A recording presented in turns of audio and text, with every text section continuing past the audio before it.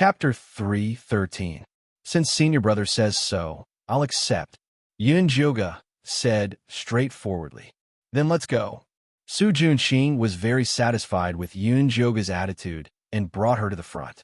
When the Liu sisters saw her, their eyes flickered and they pretended to be unfamiliar with her.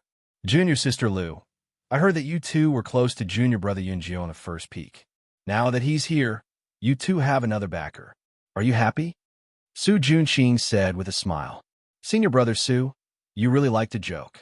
With such a big backer like you, why would we look at this little sapling? Liu Tian'er said with a smile. Sister, don't talk nonsense. Liu Mei pulled her sister's sleeve and glanced at Yun Jioga. She said with a smile that wasn't a smile, Senior brother Yun Jio did take care of us in the outer sect, but we're all in the same sect, so we should take care of each other. Yun Jioga's face was expressionless. She ignored these boring probing and silently walked to a corner. Senior brother Yun Jio is still so boring. Liu Tian'er made a face and asked Su Junxing, Senior brother Su, do you think the grassland in front is dangerous? After passing through the wasteland, there was a boundless green grassland. The weeds are knee-high. If there were any poisonous snakes or demonic beasts hiding there, they wouldn't be able to find them. There's only a type of rank 2 grass lizard in this grassland. As long as we're careful, there won't be any problems. The more troublesome ones are the eagle beasts in the sky. Su Junxing clearly didn't care about the grass lizard. He was more worried about the eagle beasts in the sky. These vicious and cunning things were best at sneak attacks. With senior brother Su here, what's there to be afraid of? Liu Mei said with a smile. I heard that senior brother's bone spike is a high-grade magic tool that Elder Mo Hua used in the past. Whether it's the eagle beasts or the grass lizard, they'll die if they meet senior brother Su. Really? Liu Tian'er opened her big watery eyes and looked at Su Junxing with admiration. Senior brother Su, can you broaden our horizons? Yes, senior brother Su. We haven't seen what a high-grade magic tool looks like. Liu Mei said coquettishly. Since you say so, I'll let you broaden your horizons. Su Junxing was very pleased with the flattery of the two sisters, so he took out a 3-feet-long bone spear from his storage pouch. The bone spike was blood-red in color, and there were 3 beautiful ink flowers carved on it. It exuded an eerie aura and emitted a strange light. This demonic flower bone thorn was the magic tool that Elder Mo Hua used when he was building his foundation. Not only could the demonic flower automatically attack the enemy, but could also absorb blood to recover its spirit. The more blood it absorbed, the more ferocious the demonic flower would be. Back then, it was also famous in the Incorp sect.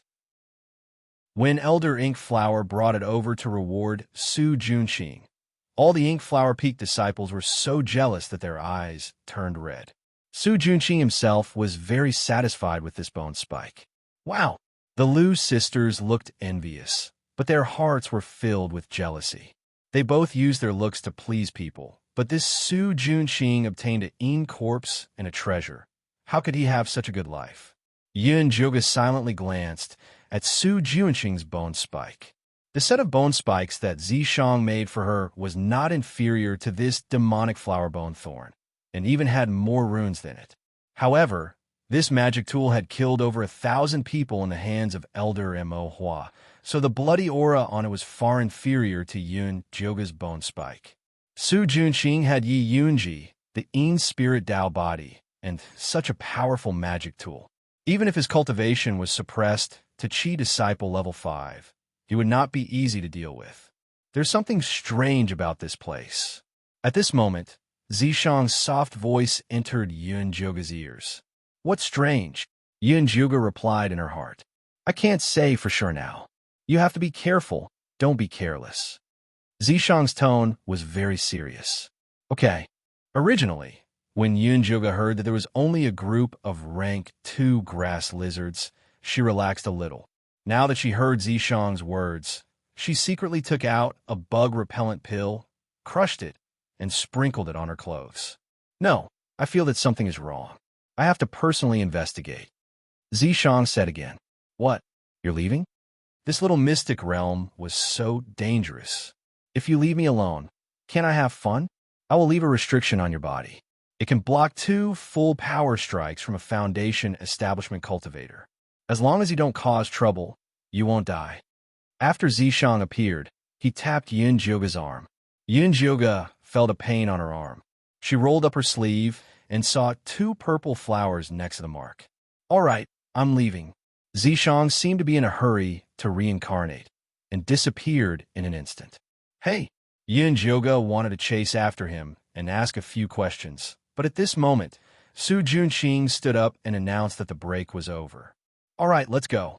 With that said, he continued to lead the group forward. Yun Jioga had no choice but to follow. The group passed through the wasteland and arrived at the grassland. Before they even stepped in, the eagle beasts in the sky suddenly retreated. Senior Su, why did the eagle beasts run away? Lu Mei raised her head to look at the eagle beasts' receding figures. Why did it feel like they were running away? In front of us is the grass lizard's territory. They probably don't dare to enter. Su Junqing randomly guessed. Before entering, every leading disciple would be given a map of the little mystic realm.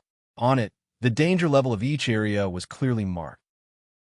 However, no one told him the details, so he didn't know either. The grass lizard should also be the eagle beast's food. Would a lion be afraid of entering the territory of a flock of sheep? Lu Tian felt that Su Junqing's words were very funny. I say, Junior Lu, Senior Su is not an eagle beast. Why are you asking so many questions? Anyway, no matter what, we have to pass through this grassland. Broom Chun said with dissatisfaction. Senior Brother Chun, what nonsense are you talking about? How can an eagle beast be as handsome as our senior brother Su? I was just curious. Why are you so anxious? Lu Tianer didn't have a good impression of Broom Chun, so she bluntly complained. Little sister, don't say any more. Right now, the most important thing is to pass through the grassland as soon as possible. Isn't that right, Senior Su? Lu Mei looked at Su Junqing gently. That's right, the human-faced peaches will ripen in 8 days. If we don't get there in 8 days, I don't need to say the sex punishment. Everyone knows that the Inchi cemetery is very empty. Su Junqing took the opportunity to remind the disciples. Senior Su, don't worry. We will definitely be the first to reach the destination. Broom Chen said confidently. These words ignited the fighting spirit of many disciples. They all shouted that they wanted to pass through the grassland and rush to the human-faced mountain. Yun Jioga stood in place with a serious expression, looking at the grassland in front of her. Although she had not entered, her heart was beating nonstop. She felt that there was danger ahead. Chapter 314. Let's go. We'll cross the prairie in one go. Su Junqing commanded in high spirits and led the way into the prairie. The Lu sisters, Yun Jioga, Broom Chun, and the other high-level disciples followed behind him. The low-level disciples formed a long line and entered the prairie in an orderly manner. The weeds seemed to be knee-high, but they reached up to their waists after entering. The mud under their feet was also very sticky, making it very difficult to walk. The high-level disciples naturally had an easy time, but the low-level disciples had a hard time. After walking for less than 100 meters, the neat line had a gap. The rank 2 disciples at the back of the line could no longer see the figure of the leader when they looked up. Senior brother, wait for us, the rank 2 disciples shouted in panic. Wait my ass. Walk faster, or you'll become food for the grass lizards. Broom Chun roared in front. They hadn't encountered any attacks along the way. These disciples were clearly slacking off by walking so slowly. They had to teach them a lesson. Yun Jioga didn't think so. She hung the sharp golden bone spur in the air and walked carefully in the grass that was half the height of a person. I say, Junior Brother Cloud9, you don't need to be so careful. The grass lizard hasn't even appeared yet, and you're already so scared. Won't you be pissing your pants later? Broom Chun laughed heartily and waved his bone spear, clearing a path in front of them. Yun Jioga didn't even look at him. She was still on guard, and her pace was getting slower and slower. TCH. Broom Chun snorted in disdain. He was sure that Yunjio was a coward. He ignored him and quickly followed Su Junqing's pace. "Where's Yunjiu?" Su Junqing asked. He peed his pants. The smell was so bad that I quickly ran away. Broom, Chun laughed crudely. "Then you should keep an eye on him." Su Junqing gave Broom, Chun a warning look. Although he didn't plan on killing Yunjiu in the prairie, he still had to keep an eye on him. Senior brother is right. Should I go back and find him now? Broom, Chun said hurriedly. There's no need. All the disciples were walking forward. If Broom Chun suddenly went against the flow, it might cause a panic. The Liu sisters silently listened to the conversation between the two, but a bad feeling arose in their hearts. Based on their understanding of senior brother Yunjiu, he was not a coward. If he was so cautious, then there was definitely something wrong with this grassland. As the two sisters thought about it, they silently raised their bone spears and joined the team that was clearing the grass. Su Junqing's plan was for the vanguard to clear a path through the grassland so that the lower-ranked disciples could walk more easily and prevent the grass lizards from suddenly attacking. However, as soon as they cleared the weeds, the disciples behind them walked past, and they were once again half the height of a person. Because the queue was too long, the flow of information remained the same.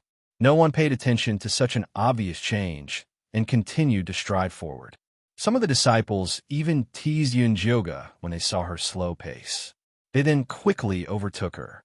Senior brother Yunjiu, didn't you go to the front? Why are you back? Fatty was walking slowly, but he had already reached Yunjiu's side. There's something strange about these plains, said Yunjiu in a deep voice. Isn't it just a group of rank 2 grass lizards? With senior brother Su and the others clearing the path, we just need to take big strides forward. Fatty didn't think much of it.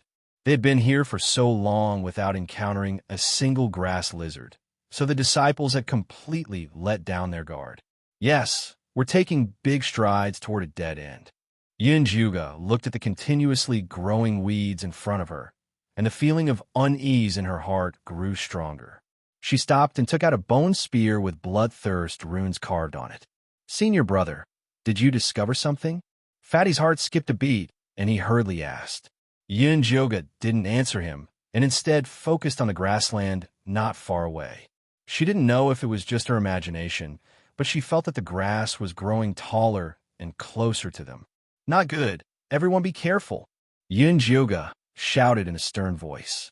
2 bone spears immediately pierced into the ground, and when they were pulled out again, blood splashed out. Mournful screams came from the front of the group. In the blink of an eye, a dozen or so disciples shrank and disappeared into the ground. The brown soil was instantly dyed red. What's going on? Didn't they say that this is the territory of the rank 2 grass lizards? Fatty was shocked. He hurriedly took out his bone spear and pierced it into the ground. The pale yellow soil immediately turned red. A random stab could have such an effect. It was easy to imagine how densely packed the monsters underground were. These aren't grass lizards, they're blood earth dragons. Yunjiu raised her hand and slapped the ground. The soil scattered, revealing blood-red earthworms. These earthworms were at least as thick as an arm. They burrowed in the soil, and when they grabbed a disciple and pulled him underground, they would instantly suck him dry. These were the bloodthirsty blood earth dragons. Oh my God! Fatty saw these densely packed blood earth dragons and had goosebumps all over his body. He attacked them like a madman. It's useless. These blood earth dragons are most afraid of cold air. You need to freeze them with your frost enchi palm. Yunjiu stopped Fatty. With so many blood earth dragons, it was impossible to kill them all. The most important thing now was to safely pass through the grassland. Fatty tried to use his frost enchi palm. The blood earth dragons that were hit by his palm stopped moving, but they quickly recovered. In this situation, we can only work together and kill our way out. Yunjiu said. Frost enchi palm was only a low-level palm technique. It was usually used to deal with ghosts. It could slow down their movement speed. Because it only required 10 contribution points, all the outer sect disciples would learn it. All right, I'll go get people now. Fatty took out his mountain bone spear and stabbed it into the ground. It immediately rose into the shape of a platform. He nimbly jumped onto the platform and shouted at the screaming and attacking disciples. Senior brother Yunjio has found a way to deal with these blood earth dragons. Everyone, use your frost Chi palm to slow them down. Then we can kill our way out. No one paid attention to Fatty's words. However, many clever disciples followed his example and stabbed their bone spears into the ground before jumping up. Countless bone spears rose from the grassland, each with a disciple squatting on top. The blood earth dragons could only roll on the ground. They couldn't do anything to them. However, this was definitely not a long-term plan. After all, these blood earth dragons wouldn't disperse. Once their bone spears ran out of spiritual energy, they could still be killed. Hey, did you guys hear what I said? Little Fatty shouted loudly. We didn't even have time to escape. Who has the time to listen to you? That's right. If you have something to say, spit it out. The outer sect disciples who barely survived were in the mood to talk to Fatty. Chapter 3:15. Little Fatty had no choice but to repeat. Senior brother Yunjio found a way to deal with these blood dragons. Everyone use ice palm together to slow them down, then we can kill our way out. Really? The disciples were doubtful. Don't you know how to give it a try? Little Fatty said in annoyance. Immediately, some disciples tried it and found it was effective. They all became excited. It's really effective, but the time is too short. What's the use? That's why we need to work together. Little Fatty said. How do we work together? Tell us. The low-level disciples asked. Little Fatty didn't know how. He quickly called out to Yunjioga, senior brother Yunjio. Come up and tell us how to work together. Yunjioga went up to the high platform and said to the low-level disciples, Everyone, don't be afraid of these blood-poison dragons. You just have to deal with the ghosts and take turns to use the frigid icing energy palm. Maintain the rhythm and defend. Yeah, we usually enter the graveyard. Those ghosts are even fiercer than the blood dragons. There's nothing to be afraid of. Little Fatty seemed to have forgotten how cowardly he was when facing the blood dragons. Yeah, we usually kill ghosts wave after wave. There's nothing to be afraid of. The disciples began to encourage each other. At this time, a clear voice sounded. Senior brother Yunjio, you killed the eagle first and found the blood dragon's weakness. Let us out. We'll listen to you. Yunjioga looked in the direction of the voice and saw a young man dressed in white standing on an ice-bone spike, talking to her. The youth was delicate and pretty with red lips and white teeth. He had a slim figure and clear eyes. If it wasn't for his Adam's apple, he would look like a girl. The bone spike under his feet was snow white with snowflake-like runes carved on it. It was actually a frostbone spike. In a damn place like Corpse Sect, everyone focused on damage when making bone spikes. Bloodthirst, Bone Crusher, Poison Needle, and Black Chi were the most popular. Icebone spikes like this youth were definitely rare, but they were definitely their saviors. Iceheart Lotus is right. Right now, only senior brother Yunjio can lead us out of this grassland alive. Everyone listened to him. Little Fatty clearly recognized this somewhat girly youth. Right. Senior brother Ninth Cloud, we'll listen to you. Su Junqing had already led the high-ranking disciples far away, and the outer sect disciples had already lost their backbone. Now that someone was willing to stand up for them, they naturally responded with a single call. Of course, as long as someone stood up for them, they would obey. It was mainly because Yunjio had killed an eagle beast when they first entered the secret realm, and he had discovered the blood earth dragon's attack in advance. Now he had discovered its weakness. All these factors convinced the disciples. Since everyone trusts me, then I won't be polite. Let's deal with ghosts like how we dealt with them. 10 people in a team. It's best to have familiar people cooperate with each other. Adjust according to your own situation. Those with lower cultivation will be in a team with more people, as long as they can cooperate. Every team maintained a distance of 3 people and adjusted according to the speed of the vanguard.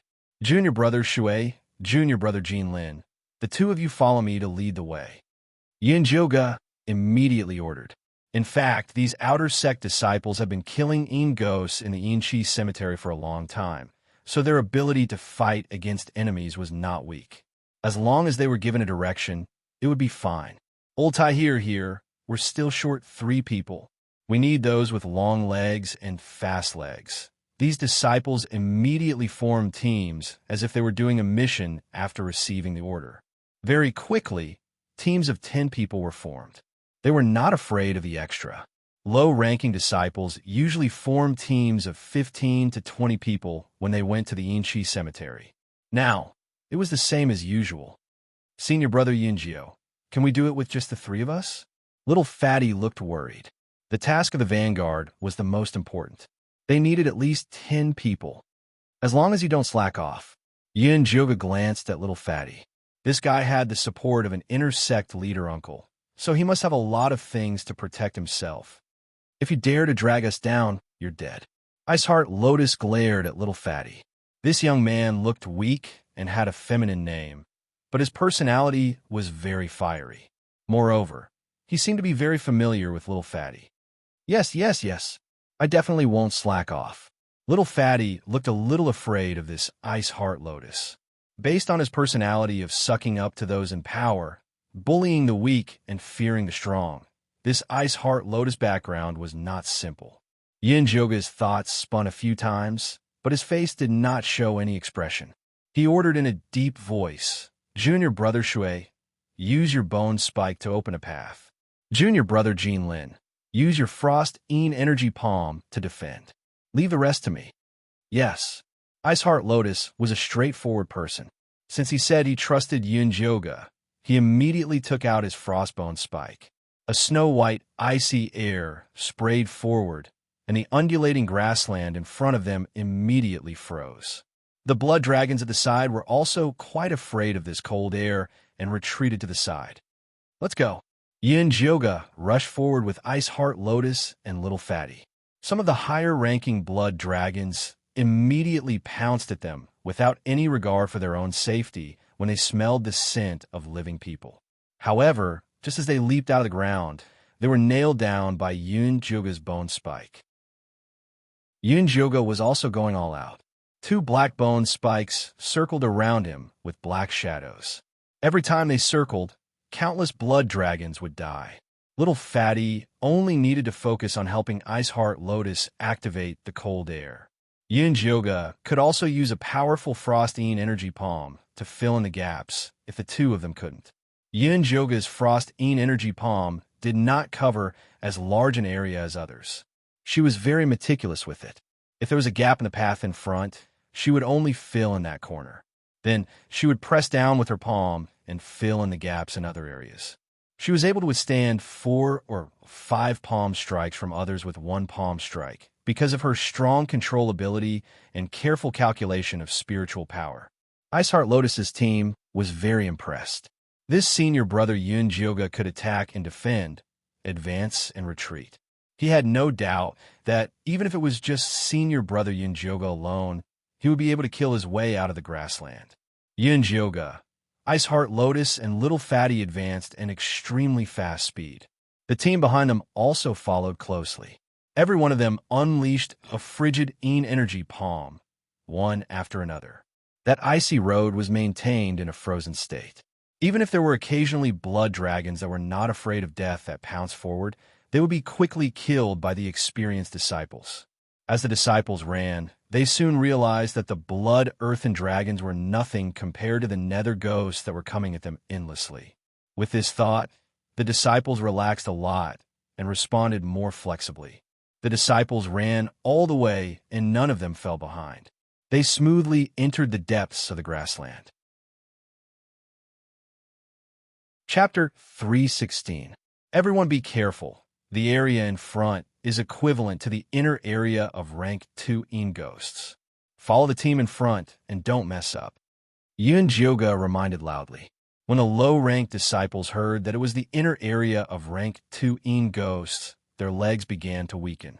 When they fought ghosts in the energy cemetery, they never dared to enter this area. Occasionally, a rank 2 ghost would come out and they would be wiped out. But in this situation, it was impossible to retreat, so they could only brace themselves and go forward. The ground in the depths of the grassland was turbulent.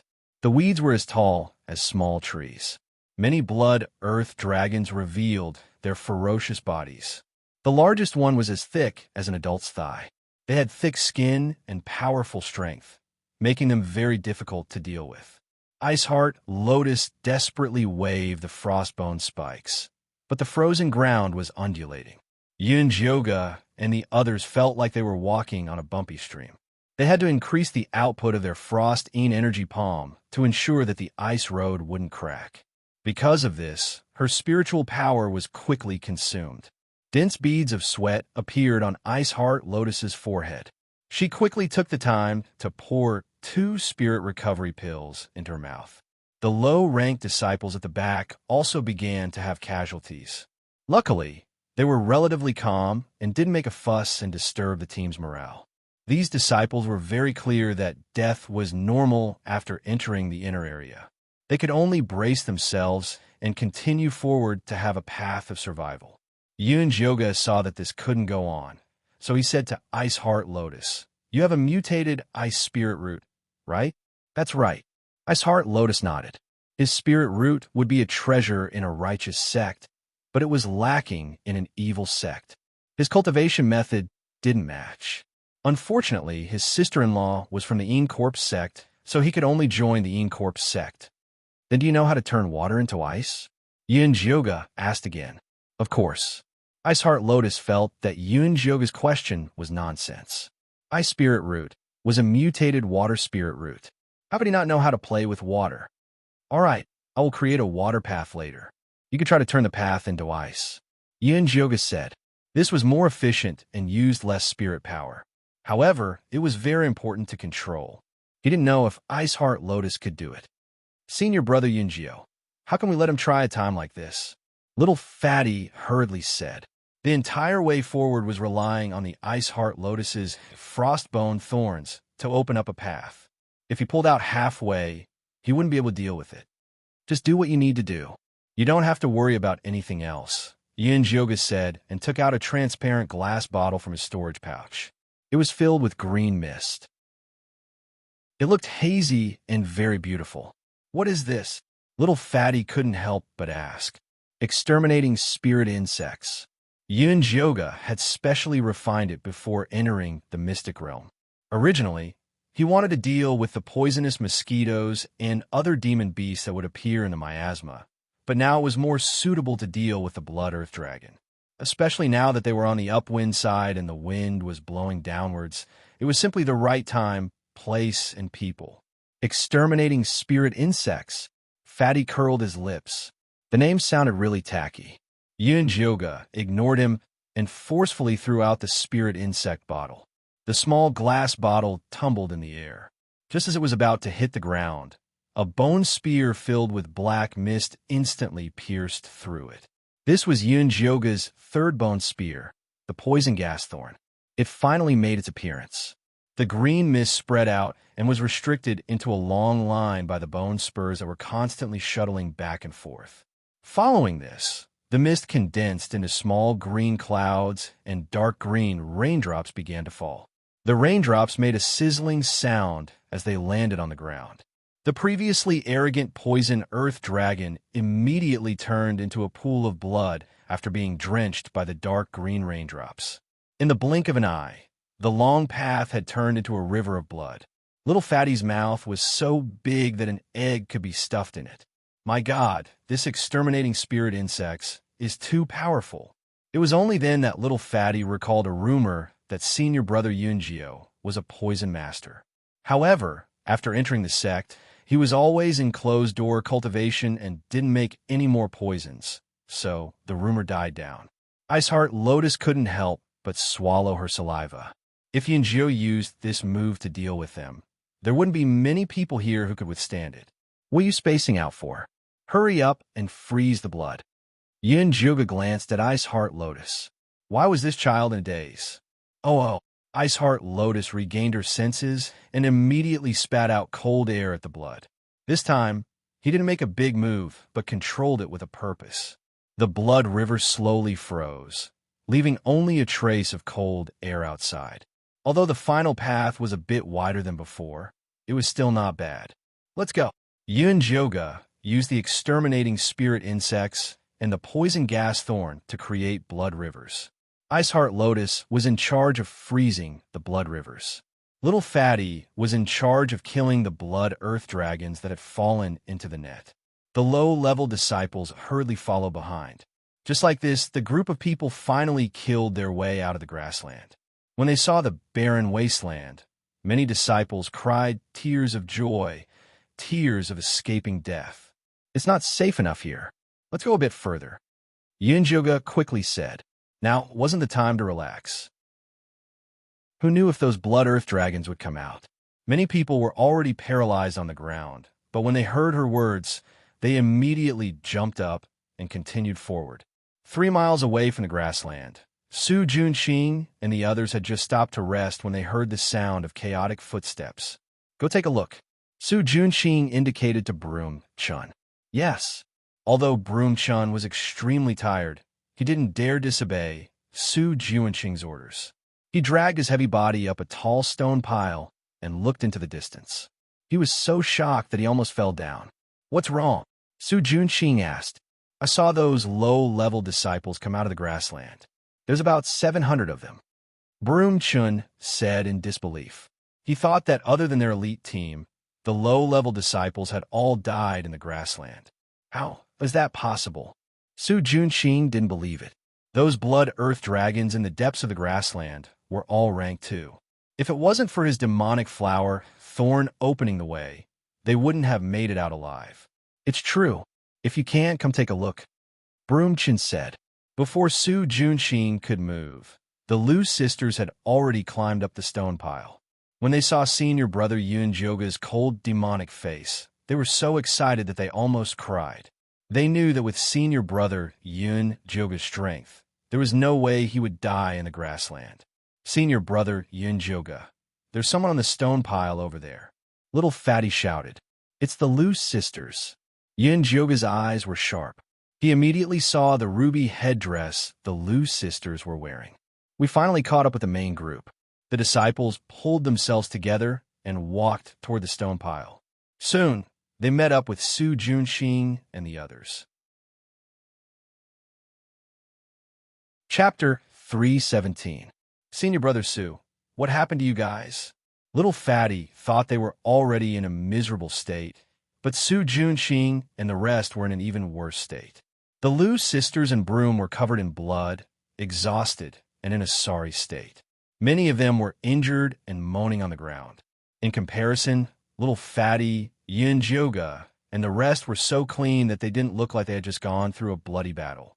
Not even a drop of blood stained Ice Lotus's white robe. Although the low-level disciples behind them were in a sorry state, they were still clean. In short, they were much better off than Su Junqing and the rest. How did you guys get through the grasslands? Didn't you encounter any blood dragons? Su Junqing asked in surprise. How is it possible that we didn't encounter a blood earth dragon? If senior brother Yunjio hadn't discovered that the ice energy could slow down the blood earth dragon's movements, we would have died in the grasslands. Little Fatty was still shocked at the thought of what had happened. Even if he had thrown out the treasure his uncle had given him, he might not have been able to leave the grasslands safely. It was all thanks to senior brother Yunjio. Yeah, it's all thanks to senior brother Yunjio for saving us. Senior brother Yunjio is too amazing. Without him, we'd all be dead, the disciples discussed animatedly, all of them praising Yunjoga. The Lu sisters couldn't help but feel vexed. They should have stayed by senior brother Yunjio's side. Su Junqing vowed to be their backer, but when those poisonous earth dragons appeared just now, he ran faster than anyone else and didn't even look at the two sisters. If senior brother Yunjio hadn't given them a lot of high-level soul recovery and poison prevention pills, as well as helped them refine the earth spirit bone spikes, they would have died in the grasslands. The Lu sisters were even more dissatisfied with Su Junqing when they thought of this. If it wasn't for him being the leader, they would have immediately sought refuge with senior brother Yunjio. Su Junqing's expression was extremely ugly. As the leader, he had gone through untold hardships before finally leading the 4th and 5th level Qi disciples to a bloody path through the grasslands. In the end, Yunjiu had easily rescued more than 700 low-level disciples. This was basically a slap to his face. He was just short of pointing at his forehead and calling him useless. Junior brother Yun Jiogashur is lucky to be able to make it through such a dangerous grassland. We'll have to rely on junior brother's luck from now on. Broom Chun laughed heartily, attributing Yun Jioga's efforts to luck. Yun Jioga ignored him and asked Su Junqing, "Senior brother Su, didn't you say the grasslands are the second stage grass lizards' territory? Why are there so many blood dragons?"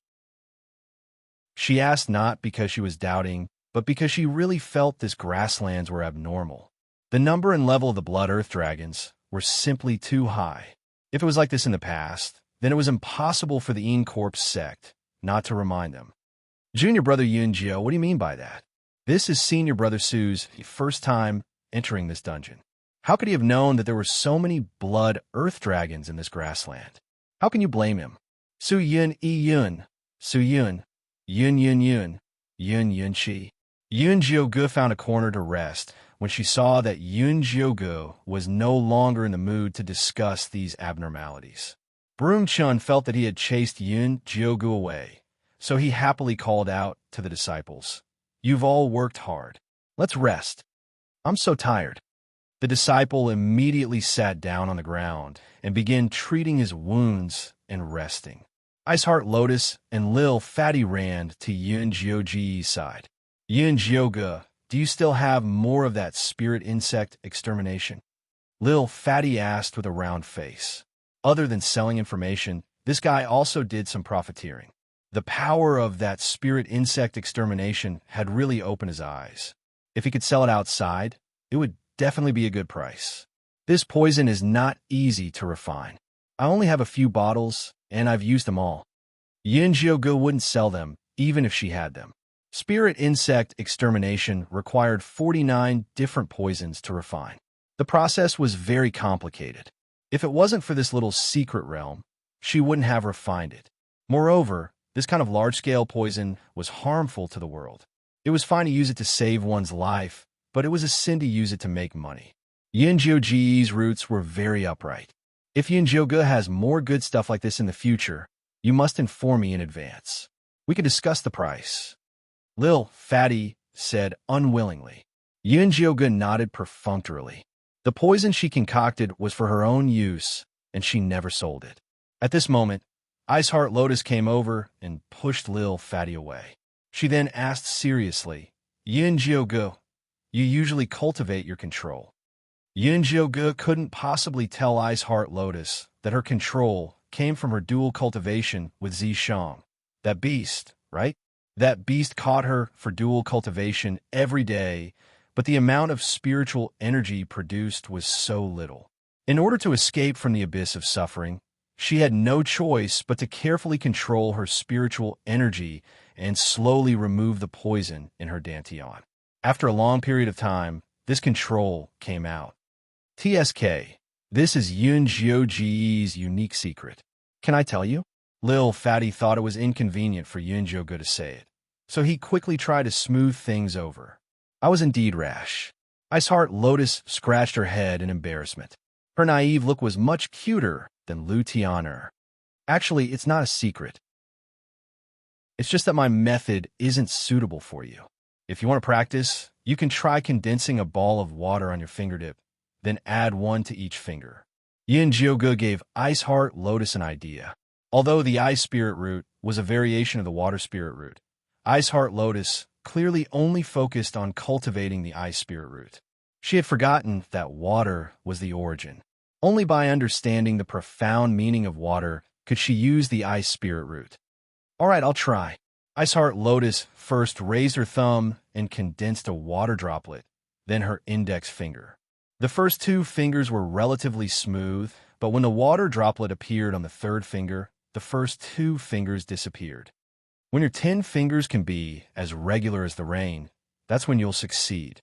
Yin Jiuge saw that Iceheart Lotus was a stubborn person. If she could continue cultivating like this, her cultivation would definitely improve greatly. All right. Iceheart Lotus nodded excitedly. A blush flashed across her fair, jade-like face. It seemed that she had made up her mind to try it out. Yunjioge, what about me? Lil Fatty also came over to ask. Go back and ask your uncle. Yunjioge glanced at him. My uncle can't cultivate. Lil Fatty's face was bitter as he pestered Yunjioge. Teach me. You have the earth spirit root. Normally, condense a layer of earth element under your feet to walk. When that layer of earth element can cover your entire body, you'll be fine. Seeing that Lil Fatty had sold quite a lot of useful information, Yunjioge casually gave him a few pointers. All right. Lil Fatty felt that it was reasonable and quickly went to the side to try it out. Chapter 3:18. Although Yunjioge was only at the Chi refinement stage, she was already an advanced spiritualist back in the Thunder Nation. She was not far from the foundation establishment stage. Now that she was cultivating from the beginning, her comprehension was even stronger. Giving pointers to 2 Chi refinement stage 3 disciples was a piece of cake. TSK, she really thinks she's some big shot, giving pointers. Broom Chin sneered. That's right. Senior Su hasn't even said anything yet. Low-level disciples are really ignorant. The others flattered. Su Junqing did not say anything, but his gloomy expression showed that he was very unhappy. Senior Su, don't be angry. We're about to reach the black pool. When the time comes. Broom Chun smiled sinisterly. Su Junqing's expression eased up. Are you guys ready? Senior Su, don't worry. I guarantee that this kid won't be able to return. Broom Chun also disliked Yunjio. Previously, with Su Junqing's help, he killed Fatty Chio and became the leader of the second peak. But today, Yunjio saved the low-level disciples from the grassland and became their savior. When they returned to the outer sect peak, Yunjio would be the new leader. There would be no place for him. Therefore, Yunjio had to die. Su Junqing calmed himself down and stood up. Everyone, this is not a good place to rest. There's a small canyon up ahead. It's a safe zone. We'll rest there tonight. Yes, the disciples hurriedly answered. Although Senior Su wasn't very impressive on this grassland trip, he was still the leader and a proud disciple of the Ink Flower Peak. These low-level disciples did not dare to disobey his orders. The rest of the journey was relatively peaceful. Occasionally, a few demonic beasts would appear, but they were quickly killed by the high-level disciples. At dusk, Yunjioge and the rest finally arrived at the small canyon that Su Junqing mentioned. Although not a single blade of grass grew here, and it was completely empty, it made the disciples who had experienced the thrilling grassland feel relaxed from the bottom of their hearts. Without waiting for Su Junqing's orders, the outer sect disciples formed groups of 10 and started a bonfire according to the group they had when they were exploring the grassland. Yunjioge kept a low profile and went to a corner. Iceheart Lotus and Little Fatty Jean Lin automatically followed beside her and helped to light the bonfire like little brothers. The bonfire that Su Junqing, the Lu sisters, Broom Chun, and the other high-ranking disciples made in the middle of the group was the brightest. Senior brother Yunjio, you've always been so nice to those 2 sisters, but they didn't even come to greet you, Little Fatty grumbled, feeling sorry for senior brother Yunjio. Yunjioge glanced at the Lu sisters. The 2 sisters had just found a place to freshen up. Although they had already changed into new clothes, they still looked very tired. At this moment, he was leaning against the fire, looking listless. He didn't even look in Yunjioge's direction. Before entering the small, mysterious realm, Yunjioge had already told the 2 sisters to keep their distance.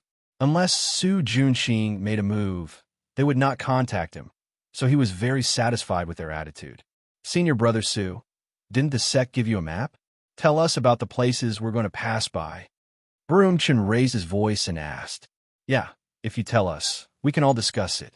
Even if something unexpected happens, we definitely won't blame you like some ignorant people, the other high-ranking disciples said with innuendo. Today's matter in the grassland was my fault. It caused everyone to suffer heavy losses. It's my fault. Su Junqing first painfully reflected on his mistake. His attitude immediately made the low-ranking disciples have a good impression of him.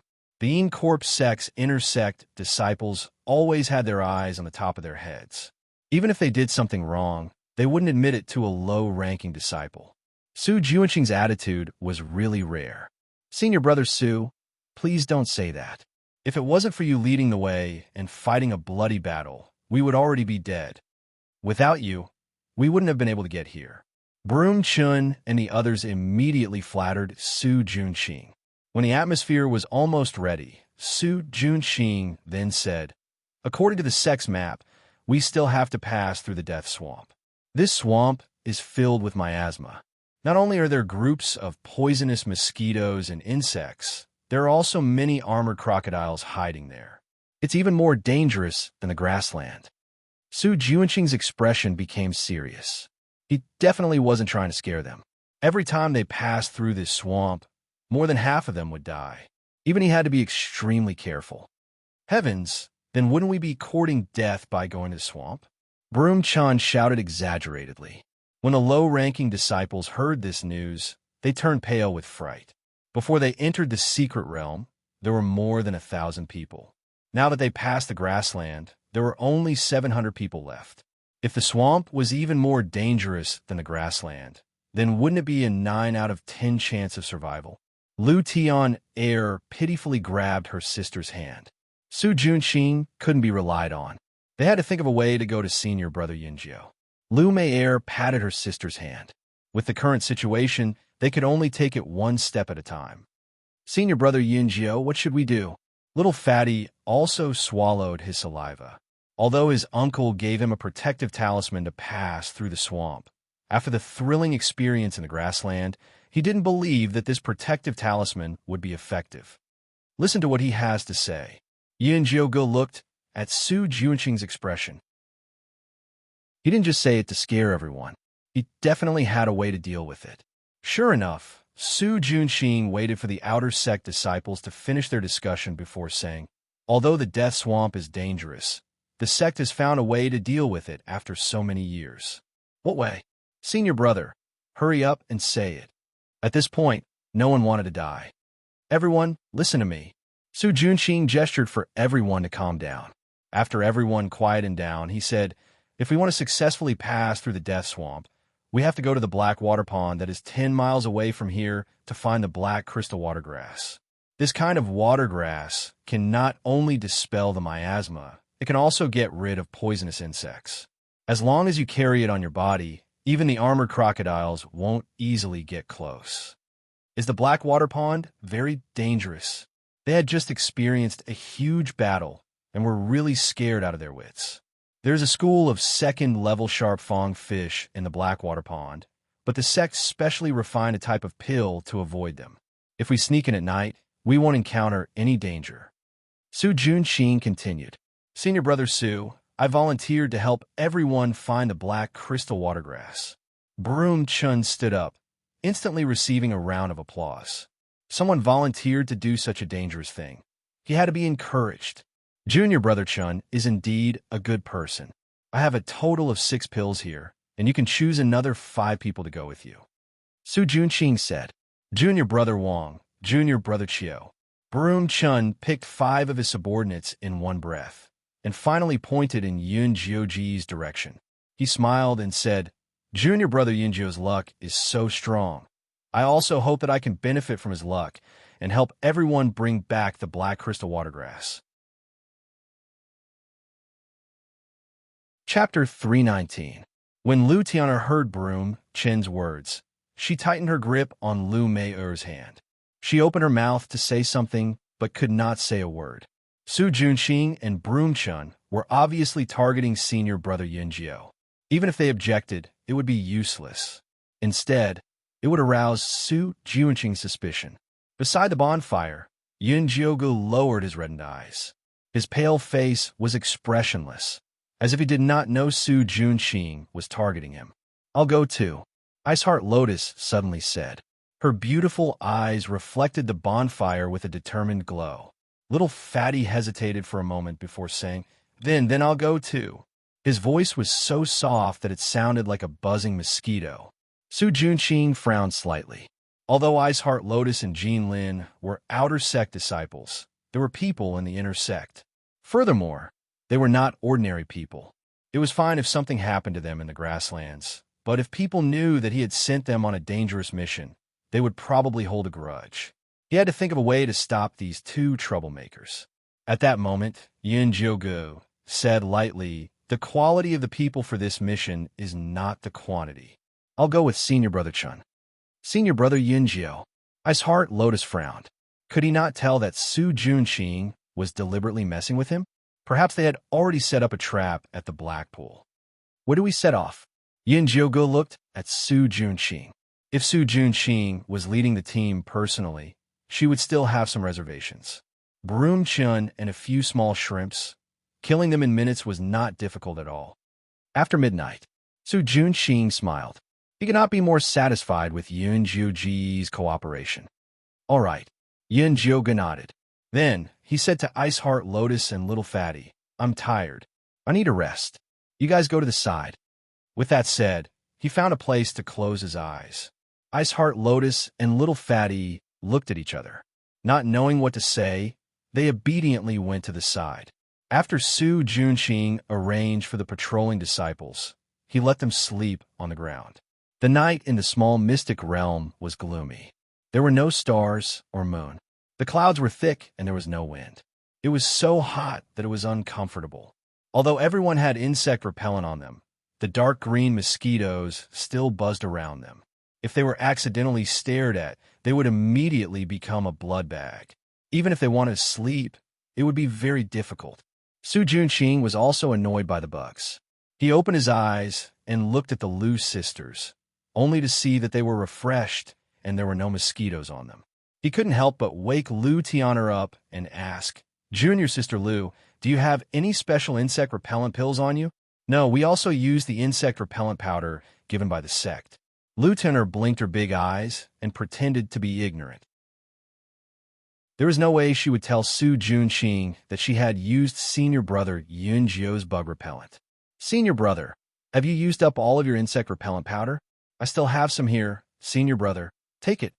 Lu Mei pretended to wake up and handed over the insect repellent powder given by the sect. No need. He had a lot of these things, but they had no effect on the mosquitoes in this small mystic realm. When Su Junqing thought about how the mosquitoes would be even scarier after entering the swamp, he felt irritated. He wanted to personally go to the black water pool and bring back the black crystal water grass. However, he had already formulated a flawless plan.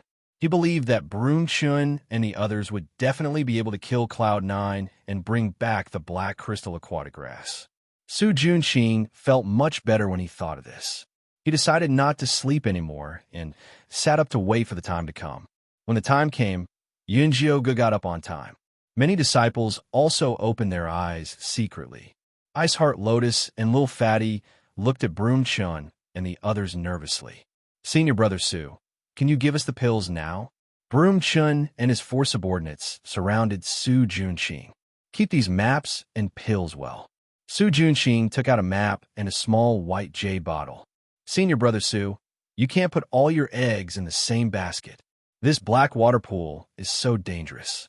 If something happens to Senior Brother Chun, won't our black crystal water grass go to waste?" Little Fatty complained, completely ignoring Broom Chun's threatening gaze. "That's right. It's better to distribute the pills now." Ice Heart Lotus also said. Su Junqing rolled his eyes and said with a smile, "Junior brothers are right. Let's distribute them now." He poured the black pills in the jade bottle into his palm and said to Broom Chun and the others, "This is the chi-concealing and water-repelling pill refined by the sect. Not only can it cover up the human smell, it can also prevent water from escaping. Even if you enter the water, you won't have to be afraid of being discovered by the sharp-teethed fish." "Thank you, Senior Brother." Broom Chun took one. The others followed, with Yun Jiogu at the back. "Junior Brother Yun Jio, you have to be careful during this mission. So many of our lives are in your hands." Su Junqing personally placed the black pill into Yun Jioji's palm. "Senior Brother Su, don't worry. I definitely won't let you down." Yun Jiogu said word by word in a serious tone. "All right, it's getting late. You guys should hurry over." Su Junqing said with a smile. "Senior Brother, Just wait for our good news. Broom Chun cupped his hands, exchanged a look with Su Junqing, and led the others out of the canyon. Under the worried gazes of Little Fatty, Ice Heart Lotus, and the Lu sisters, Yun Jiao Gu silently left with Broom Chun. 10 miles away from the camp, there was a pitch-black pool of water embedded in the sunken canyon. Not a single blade of grass grew around the pool. There were no signs of humans, birds, or beasts. The pool was even darker than the night sky. It was pitch black, and even when the wind blew, it didn't cause any ripples. At this moment, Yun Jiaogu, Broom Chun, and the others were standing by the side of the black pool. Junior brother Yunjiao, hurry up and eat the pill. The sooner we find the black crystal watergrass, the sooner our fellow brothers can rest assured. Broom Chun said seriously.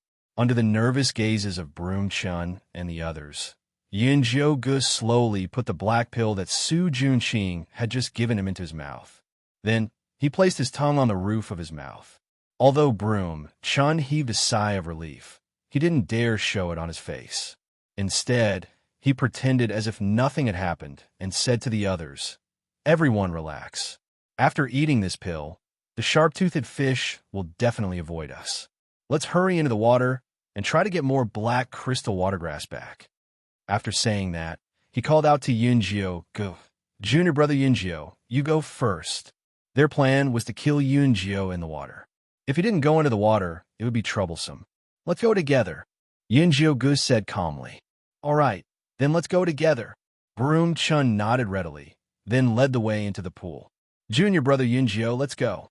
The other 4 disciples looked at Yunjiao with smiles. It was obvious that they wanted to line up behind her.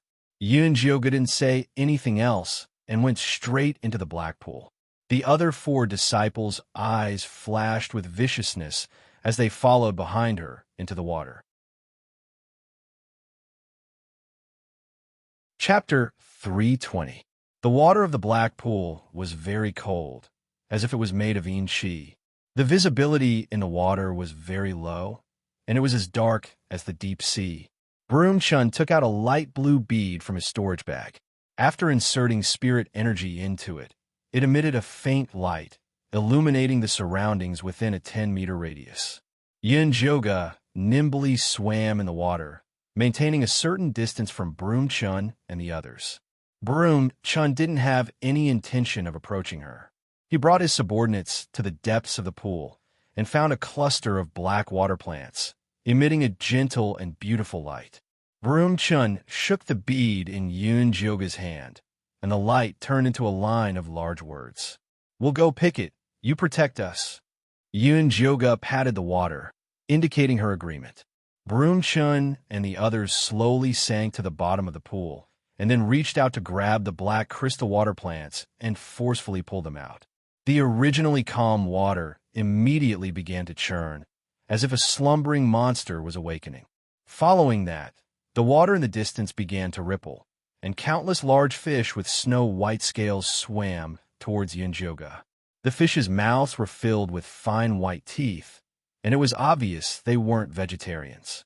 Broom Chun immediately inserted spirit energy into the blue bead in his hand, and a faint blue light enveloped him and his 4 disciples. "He brat die." Broom Chun revealed a proud smile. Before Su Junqing entered the small hidden realm, he had already given them the real chi concealing water pill. Yin Joga only received a normal water concealing pill, which could only last for a short period of time and definitely not enough for her to escape. Broom Chun thought of the bloody scene of Yin Joga being torn to shreds by the sharp-teethed fish and became extremely excited. Unexpectedly, Yunjiao calmly took out a black pouch from his storage bag and shook it in the face of the sharp-fanged fish that were swarming towards him. Dozens of small white bones floated out and quickly formed the skeleton of a large monkey. Following that, the soul fire in the monkey's eyes lit up and a gray light enveloped Yun Joga's body. Broom Chun stared at the small white-bone monkey and clearly recognized the identity of the profound white-bone monkey. His heart was burning with passion. This profound white-bone monkey was a great helper for cultivation. If he could get his hands on it, he would be able to reach foundation building soon. Unfortunately, before he could finish his thoughts, he saw Yunjioga take out a faint blue stone and put it in his mouth. Then he turned and swam towards Broom-chun and the others. His speed was even faster than the sharp-teethed fish. There was a loud bang. 3 black bone spikes that flickered with different colors struck their protective shields. The barrier shook violently, and the light slowly dimmed. Yunjioga waved his hand again, and 3 bone spikes shot out simultaneously, once again exploding on Broom-chun and the rest defensive barrier. This time, the light blue bead directly shattered into countless water droplets, and the protective shield also disappeared. This time, the blue pearl directly shattered into countless water droplets, and the barrier disappeared. Yunjioga floated in the water, her black hair swaying in the wind. Her pale face, slightly red eyes, light purple lips, and exquisite facial features made her look as beautiful as a water demon. That pair of cold eyes looked at Broom-chun and the others as if he was looking at dead people. She waved her fair palm lightly, and the 3 bone spikes turned into black smoke. They spun around Broom-chun and the others' bodies and instantly cut open their skin. The red blood spread in the pool, immediately causing a commotion among the sharp-toothed fish. Broom-chun's eyes widened in horror. When Su Junqing gave them the pills, he repeatedly emphasized one point, and that was that they absolutely could not see blood, otherwise the effects of the pills would immediately disappear. Escape. They must escape immediately. Broom-chun took out his own bone spear, infused all of his spiritual energy into it, and dashed towards the surface of the water. The other disciples also followed suit.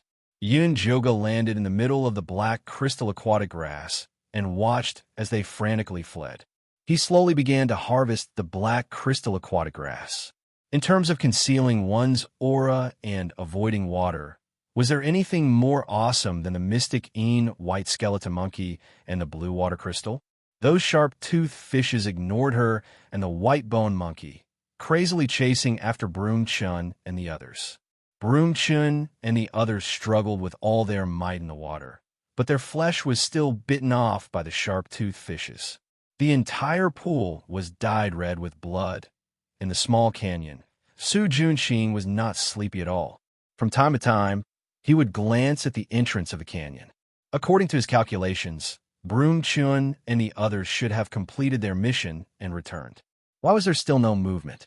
At this moment, the patrolling disciple ran back excitedly and said, "Senior Yunjio is back," and he even brought back a lot of black crystal aquatic grass. Just as he finished speaking, a slender figure appeared at the entrance of the canyon. He was carrying a large bundle of black crystal aquatic grass that was slightly covered in water vapor. The storage bag on his waist had a small opening, and a bundle of black crystal aquatic grass flowed out, as if it could not be filled and could not be pulled out. Senior Yunjio is too awesome. When the disciples saw the black crystal aquatic grass, they all cheered.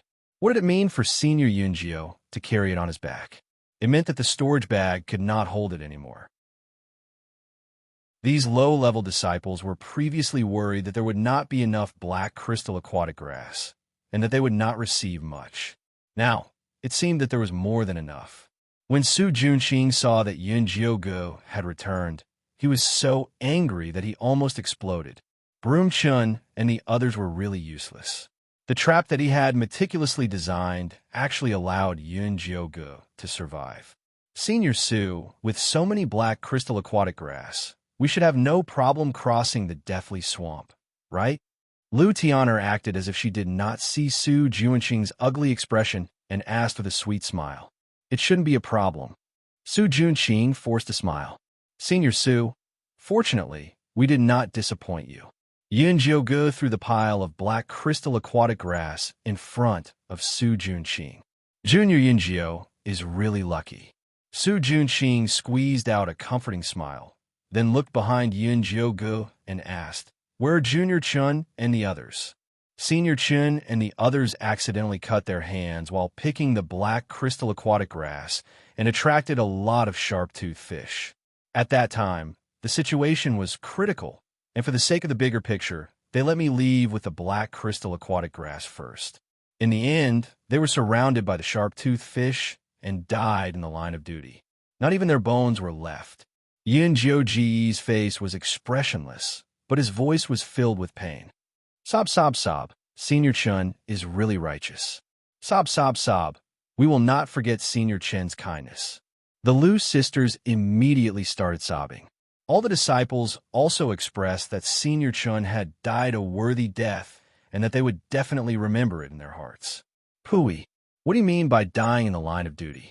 It was clearly you who secretly killed them. Su Junqing roared in his heart, but now that the crowd was in high spirits, he did not want to pour cold water on them. He could only force a smile and say, "When we return, I will definitely report Junior Chen's heroic deeds to the sect and record their contributions." Yes, yes, yes. All the disciples nodded their heads, but at the same time, they were thinking, he's already dead. What's the use of recording his contributions? Chapter 3:21. Senior Brother Su, the dead are already dead. The living are more important. Take a look at how to distribute the black crystal aquatic grass. As Yun Joga spoke, he poured out the black crystal aquatic grass from his storage bag.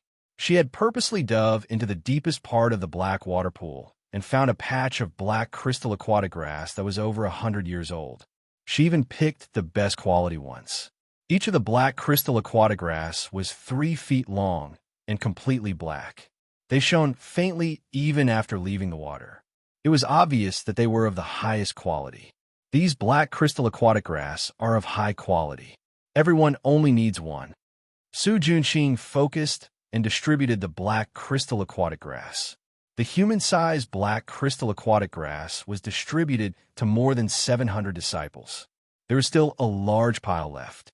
Su Junqing naturally had to take care of the rest. At this time, Yin Joga spoke, "Why don't we give everyone one more? It's better to be prepared." That's right, there are still so many left. It's more than enough to give everyone one more. Little Fatty hurriedly agreed. The other disciples naturally agreed as well. What was in their hands belonged to them. If they left it with Su Junqing, they would have to beg him to use it. If they didn't beg, they would lose their lives. Although Su Junqing was unwilling, these black crystal aquatic grass were brought back by Yin Joga. If he wanted to distribute it, he would lose the hearts of the people if he stopped him. All right, then everyone will take one more. Su Junqing distributed another round of black crystal aquatic grass. Finally, there were only about 10 left. He put them away with a pained expression. Then he ordered, "Everyone, rest for 45 minutes. Then we will head to the Deathly Swamp." Yes, the disciples carefully stored the black crystal aquatic grass in the safest place. Then they checked their storage bags. 45 minutes later, they set off on time. After Yun Joga and the others walked through a large wasteland, they finally arrived at the Deathly Swamp. From afar, it looked like an endless stretch of brown swamp. The swamp looked very calm. There were no mosquitoes, no armored crocodiles, and not even miasma. Senior Brother Su, is this the Deathly Swamp? It doesn't look very dangerous. Lieutenant looked left and right, but couldn't see the aura of death. There must be a reason behind this. Everyone, be careful. After the blood earthworm in the grassland, Su Junqing didn't dare to underestimate this swamp. After he took out the demonic flower bone spur, he thought that it wasn't safe, so he opened a small red pouch covered with runes. A beautiful woman wearing a red palace dress appeared beside him. The girl's face was pale, her eyes were lifeless, her eyebrows were like a painting, and there was a very eye-catching red mole. It was Yi Yunji that had been refined into a Een corpse. Senior Brother Su, is this your life source, Een corpse? It's so beautiful. Lu Tiana praised. Now is not the time to worry about this. Everyone, when we enter the swamp, don't panic. Follow me closely. Su Junqing ignored Lu Tianer's words and instructed the disciples on the matters to take note of when entering the death swamp. Although Su Junqing liked to be flattered, he was very low-key in front of Yi Yunji. If he wasn't worried about getting injured in the swamp, he wouldn't have let Yi Yunji out. Yun Joga's pupils constricted when he saw Yi Yunji. Resentment rushed to his head from the bottom of his heart. If it wasn't for the fact that she couldn't change her expression after being poisoned, her face would have been terrifying. Senior brother Yun Joga, what's wrong? Little Fatty noticed the change in Yun Joga's mood. It's nothing. Yun Joga looked down, hiding the anger in his eyes. You also feel that this swamp is very strange, right? Little Fatty said to himself. He thought that he would see a swamp filled with miasma, mosquitoes flying, and armored crocodiles everywhere. He never thought that it would be this quiet. Anyone would feel that something was wrong. We still have to go, and no matter how strange it is, there's no point in talking about it. Yun Joga lightly replied. Junior brother Yun Joga is right. We've already come this far. There's no point in being afraid. Everyone has high-level black crystal watergrass. So as long as we're careful, there won't be any problems. Remember to follow me closely. Su Junqing took out a yellow bead from his storage bag. This was the Earth Spirit bead. It was specially used to test whether it was possible to walk in the swamp. He saw him pour his spirit energy into the Earth Spirit bead, and an earthy yellow light filled the air. Some places were very dark, and some places were very thin. The dark places were possible to walk, while the thin places were the swamp. With this Earth Spirit bead, everyone successfully walked into the swamp. Yi Yunji walked quietly beside Su Junqing. Her red satin shoes were covered in a faint layer of gray air, making it seem like she was floating on the ground. Little Fatty's eyes lit up when he saw this. Previously, senior brother Yun Joga had reminded him to gather earth element under his feet, but he had never understood it. Now he suddenly understood. A layer of yellow light appeared under his feet, making it much easier to walk on the muddy path. Use it sparingly. You don't have enough spirit energy, Iceheart Lotus reminded him. This was not the time to cultivate. Oh, little Fatty also realized that his spirit energy was depleting quickly, so he immediately stopped cultivating and focused on following the path that Su Junqing had created. From the outside, the swamp looked very calm, but once they entered, they realized that it was extremely hot and stuffy. It was like a steamer, making it hard for them to breathe. Sweat kept flowing out, and even drinking water was useless. The path was terrifyingly calm, as if they were walking in a graveyard. There was no sound at all, not even the sounds of insects, fish, birds, or beasts. Senior brother Yun Joga, something doesn't seem right. Little Fatty looked left and right, feeling a chill run down his spine. Yun Joga had been observing the swamp the whole time. When he heard Little Fatty's words, he took out a white feather-like leaf from his storage bag and threw it on the swamp. What is this? Little Fatty asked curiously. This is a white feather leaf, a medicinal herb used to dispel moisture. It can float on water and not sink, Yun Joga explained simply. Then why did you throw it here? Little Fatty didn't understand what dispelling moisture had to do with the swamp. You'll understand later. Yun Joga didn't explain and continued walking with Su Junqing. After walking through another 2 swamps, Little Fatty finally understood what Yun Joga meant. The white feather leaf that he had thrown out earlier appeared in front of him again. We've been walking in circles, Little Fatty cried out involuntarily. Su Junqing's expression turned ugly when he saw the white feather leaf. If it wasn't for Yun Joga's probing, he would probably have continued to lead the group in circles. Senior brother Yun Joga, have we encountered a ghost wall? Then what should we do? The disciples were all panicking, and all of them went to ask Yun Joga, leaving Su Junqing to the side. This isn't a ghost wall. It should be some kind of illusion technique. As for how to break it, we'll need to borrow senior brother Su's earth spiritual bead.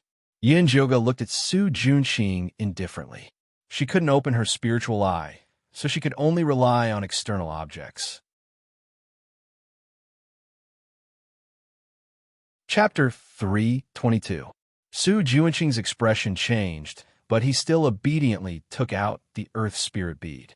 After Yun Joga injected spirit energy into the earth spirit bead, he first sent earth spirit energy in all 4 directions. Following that, he took out a red pill the size of a thumb, crushed it, placed it in his palm, and blew it. The red powder drifted away along with the Earth's spiritual power and finally gathered in a direction in the west and stopped moving. I never expected the fantasy-breaking pill to be used like this. What an eye-opener.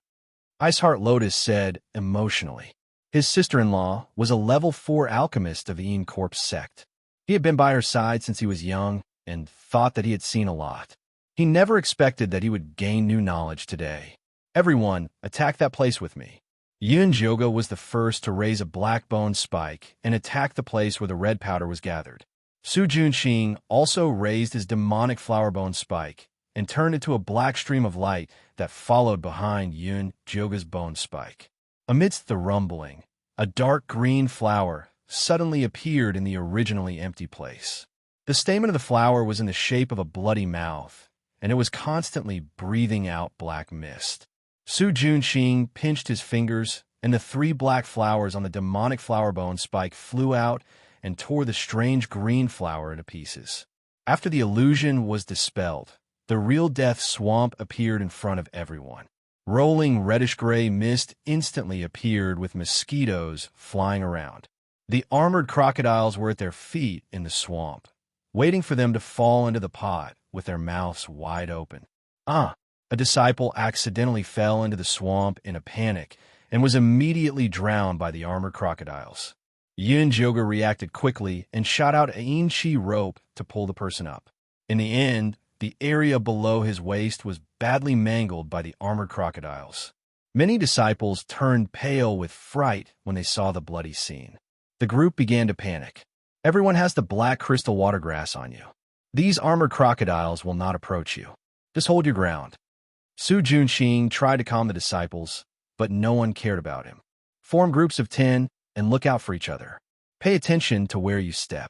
If you can't cross it, use the Frigid Frost energy palm to seal off the path. We've already made it through the grasslands, so this little swamp is nothing.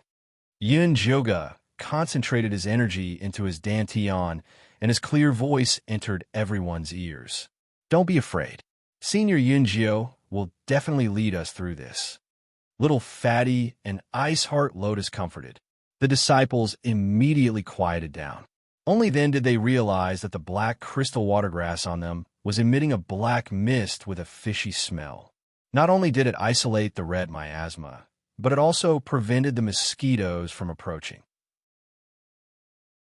The armored crocodile also seemed to be quite afraid of the black mist. Yin Joga seemed to have forgotten that the Earth Spirit Pearl was borrowed from Junxing. He injected spirit energy into it and continued forward after confirming the path. Yin Joga seemed to have forgotten that he had borrowed the Earth Spirit Bead from Su Junxing. He inserted his spiritual power into it, and after confirming the route, he continued moving forward. Iceheart Lotus and Little Fatty guarded her vigilantly, intentionally or unintentionally cutting Su Junxing apart. Su Junxing's face darkened, but she didn't mention anything about taking it back. Now that the disciples generally believed in her, it was useless to take it back. Yin Joga led the way while Iceheart Lotus used her frostbone spike to create an ice path. The disciples behind him used their frost energy palms to slowly advance on the ice path. Yin Joga led the way. Ice Lotus used frostbone spikes to form an ice path. The disciples behind him used frost palm and slowly advanced. Occasionally, disciples would be dragged into the water by the armored crocodiles. But overall, it was rather smooth. Yun Joga saw that the yellow mist had condensed into a large patch in front of him. It was obvious that there was a piece of solid ground for him to rest on. Yun Joga saw the brown mist condense in front of them. It was obvious that there was a piece of land for them to rest on. The land was about an acre wide. The brown soil was very hard. It was isolated from the surrounding swamp. It must have been condensed by the disciples of the past.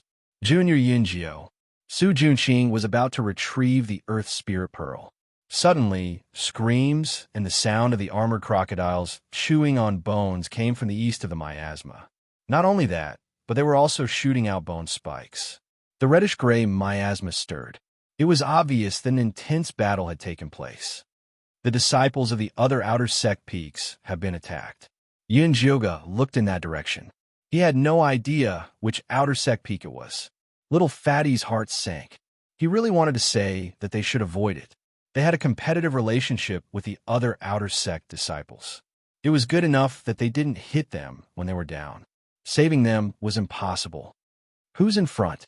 At this moment, a sharp female voice came from the front. It was Bailan's voice. Senior Sister Bailan, how are you guys? Su Junxing was delighted. Help had finally come. We've encountered a group of armored crocodiles. Junior brother Su, hurry and bring people to help us. Bailan's voice was anxious. It looked like she couldn't hold on much longer. Junior Yunjio, why don't you come with me to save them? Su Junxing said. The disciples here need me more. Yunjioga rejected decisively. Previously, she gave Su Junxing face because she didn't want him to have an excuse. Now that the disciples were on her side, there was no need to put on an act. Su Junxing's face turned cold. He didn't continue persuading her. He only looked at the remaining Qi disciple level 5 disciples and the Lu sisters. Which one of you will come with me? The disciples all lowered their heads and pretended to be tired. The Lu sisters said pitifully, Senior brother, the two of us can't even protect ourselves. How can we save people? Good. You're all good. Su Junxing nodded viciously and turned to leave. Yi Yunji floated leisurely behind him, her red sleeves gradually disappearing into the miasma. Senior brother Yunjio, senior brother Su seems angry. Little Fatty was a little worried that Su Junxing and Bailan would come back and cause trouble. We'll deal with it when it comes. Yunjioga wasn't afraid of them. Not long after, Su Junxing brought Bailan and the rest to this small piece of land. There were originally 1,000 disciples on peak number 3. Now, there were only 300 or so left. None of the rank 2 disciples were left. Apart from Bailan, the 300 people were all in a sorry state. They all had injuries on their bodies. It was obvious that they had experienced countless bloody battles. Junior brother Su is really capable. Bailan looked at the remaining 700 people on peak number 2. She was extremely shocked. This time, when they entered the small mystic realm, the situation they encountered was completely different from what the sect had provided. There was danger everywhere. She had relied on a rank 3 corpse Qi ghost lantern to protect so many high-level disciples. She had thought that her losses on peak number 3 were already considered low. She didn't expect Su Junxing to have even fewer. But the strange thing was that quite a few of Brun Chen's high-level disciples had died, but 2/3 of the rank 2 disciples had survived. It seemed like there was something fishy going on.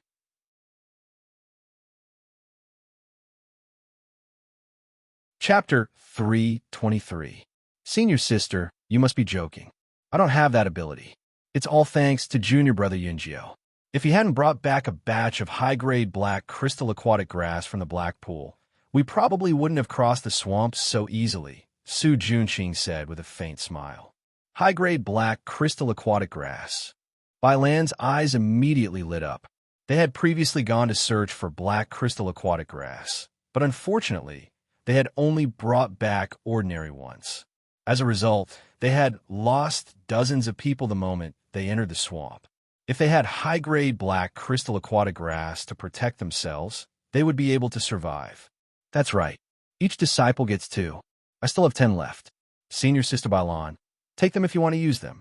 Su Junxing readily took out the black crystal aquatic grass. 10 was obviously not enough. Bailan immediately cast her gaze on the low-grade disciples and ordered, take out the aquatic grass. The low-grade disciples on peak number 2 had a change in expression. They looked at Su Junxing, only to see him smiling mockingly. He had no intention of standing up for them. Clearly, he was still holding a grudge against them for not giving him face. Do you want the grass or your life? Choose. Bailan raised her bone spear and aimed it at the low-grade disciples. The 300 or so high-grade disciples behind her also revealed ferocious expressions. They looked like they would snatch the grass at any moment of disagreement. Senior Sister Bailan, let's talk this out. There's no need to resort to violence. Yunjioga raised his black bone spear and stood in front of Bailan. Junior brother Yunjio, is going against us. Bailan narrowed her eyes, overflowing with killing intent. The black crystal aquatic grass was related to their lives. Even if they had to kill someone, they had to snatch it back. Senior sister Bailan, you misunderstand. We are all from the same sect, so we naturally have to help each other. Yun Joga knew that falling out with Bailan would only result in both sides suffering. When that happened, the low-grade disciples would be the ones to suffer. He turned to the low-grade disciples and said, "Everyone, hand over the extra black crystal aquatic grass to me." This meant that he wanted to stand up for them. Here, Little Fatty and Ice Heart Lotus were the first to hand over their extra black crystal aquatic grass. The other disciples also handed in their weapons. They purposely kept the good ones and handed in the damaged ones. After Yin Joga collected the black crystal aquatic grass, he counted the number of people on Bailan's side, and then took out the worst 350, handing it to Bailan. This is a token of our Mountain Number 2's disciples' appreciation. Please accept it, senior sister. Yun Joga emphasized the words, all the disciples. Fatty, Ice Heart Lotus, and the rest stood behind her with wary expressions. The rank 2 disciples gripped the bone spears in their hands, looking like they were ready to fight to the death. Bailan narrowed her slender eyes and stared at Yun Joga. The expression on Yun Joga's devilish face was normal, and he was not at a disadvantage when confronting Bailan. Senior sister Bai, if you have something to use, then use it. Let's all take a step back. That way, it'll be easier for us to meet in the future. Yun Joga said coldly. Evil disciples also had to pay attention to morality. The other party had already offered their benefits, but you still wanted to dig up the other party's secrets. Don't blame the other party for risking their lives. Fine, you win. Bailan evaluated the strength of the two sides and found that she did not have the advantage.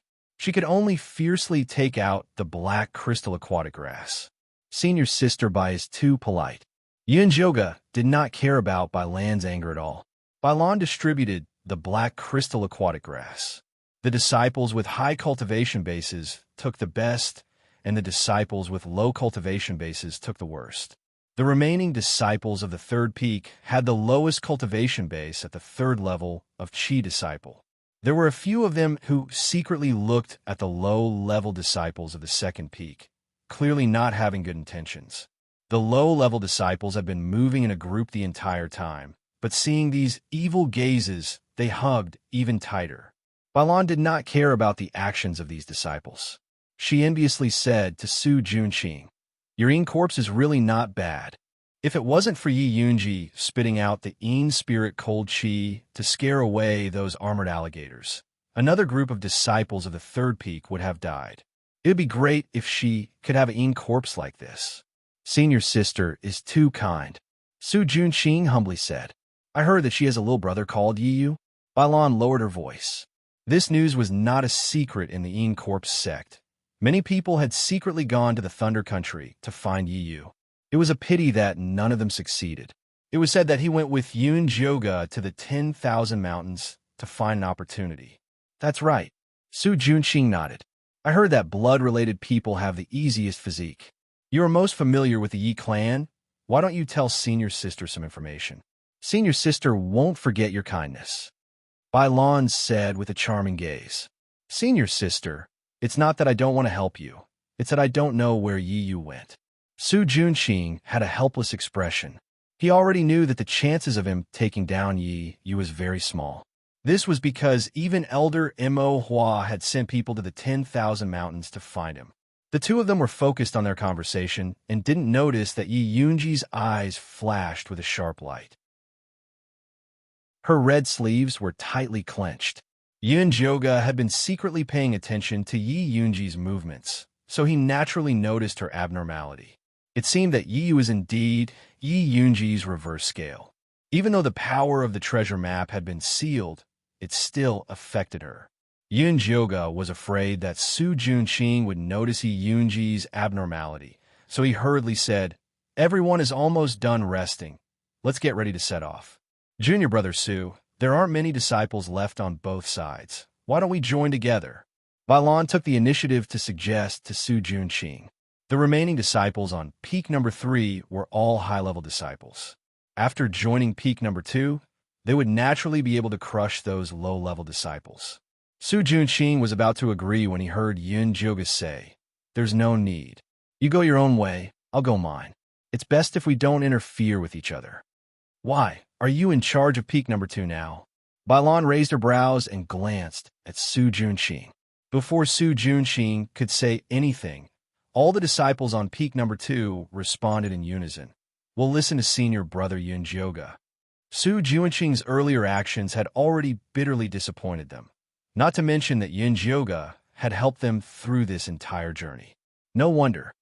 "Senior sister Bai, as you can see, I've been robbed of my power." Su Junxing laughed coldly, but he was in no hurry. The true danger of the little secret realm was with the human-faced peach. Even if Yun Jioga took the position of leader, he would not be able to deal with it.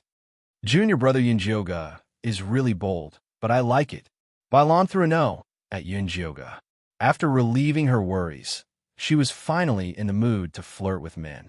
Yun Jioga faced her coldly and did not reply. He called for Ice Heart Lotus, Little Fatty, and the rest to prepare to set off. "Junior brother Yun Jioga, are you really not coming with us?" Bailan asked, unwilling to give up. She also could not understand why junior brother Yun Jioga would be so protective of those low-level disciples when they were all trash. Yun Jioga used his actions to express himself, leading the disciples on peak number 2 in another direction and leaving. Chapter 3:24. Fisk, junior brother Su sure has a good temper. Are you really going to let an outer disciple walk all over your head like that? Bailan felt that Su Junxing was really a coward. He couldn't even watch over the disciples he was leading. What else could he do? Picking the human face peaches is the most important thing. When the time comes, he'll understand. Su Junxing laughed coldly. That's true. Bailan looked at the disciples behind her. She didn't know how many of them would survive the last round. After Yun Jioga and the rest left Su Junxing and Bailan, they successfully left the Death Swamp and arrived at the Human-Faced Mountain. The Human-Faced Mountain was hundreds of zhang tall. The mountain rocks were black with traces of blood. From afar, it looked like the face of a man in deep thought. It was a rather handsome man's face. The human-faced peach forest grew on the top of the man's face, which was the peak. Everyone be careful. Yun Jioga had thought that climbing the mountain would be another adventure. He didn't expect to reach the peak so smoothly. A cool breeze blew. At a glance, there was a lush peach forest. These peach trees weren't tall, and their leaves weren't lush. However, they were quite good at fruit. Green peaches the size of a human head hung from the branches. They didn't seem to be fully ripe yet. When Yun Jioga and the rest entered the peach forest, the originally quiet peach trees seemed to be startled awake. Following that, the peaches all trembled slightly. Faces appeared on them, opening their eyes and looking at them greedily. Among them were wrinkled old men and women, young men and women with smooth skin and adorable little children. Although there were all kinds of faces, all of them had a ferocious expression. They looked at Yun Jioga and the rest like they were looking at prey. These peaches looked so disgusting. Lu Tianer had a look of disgust. She couldn't imagine how she was going to swallow them.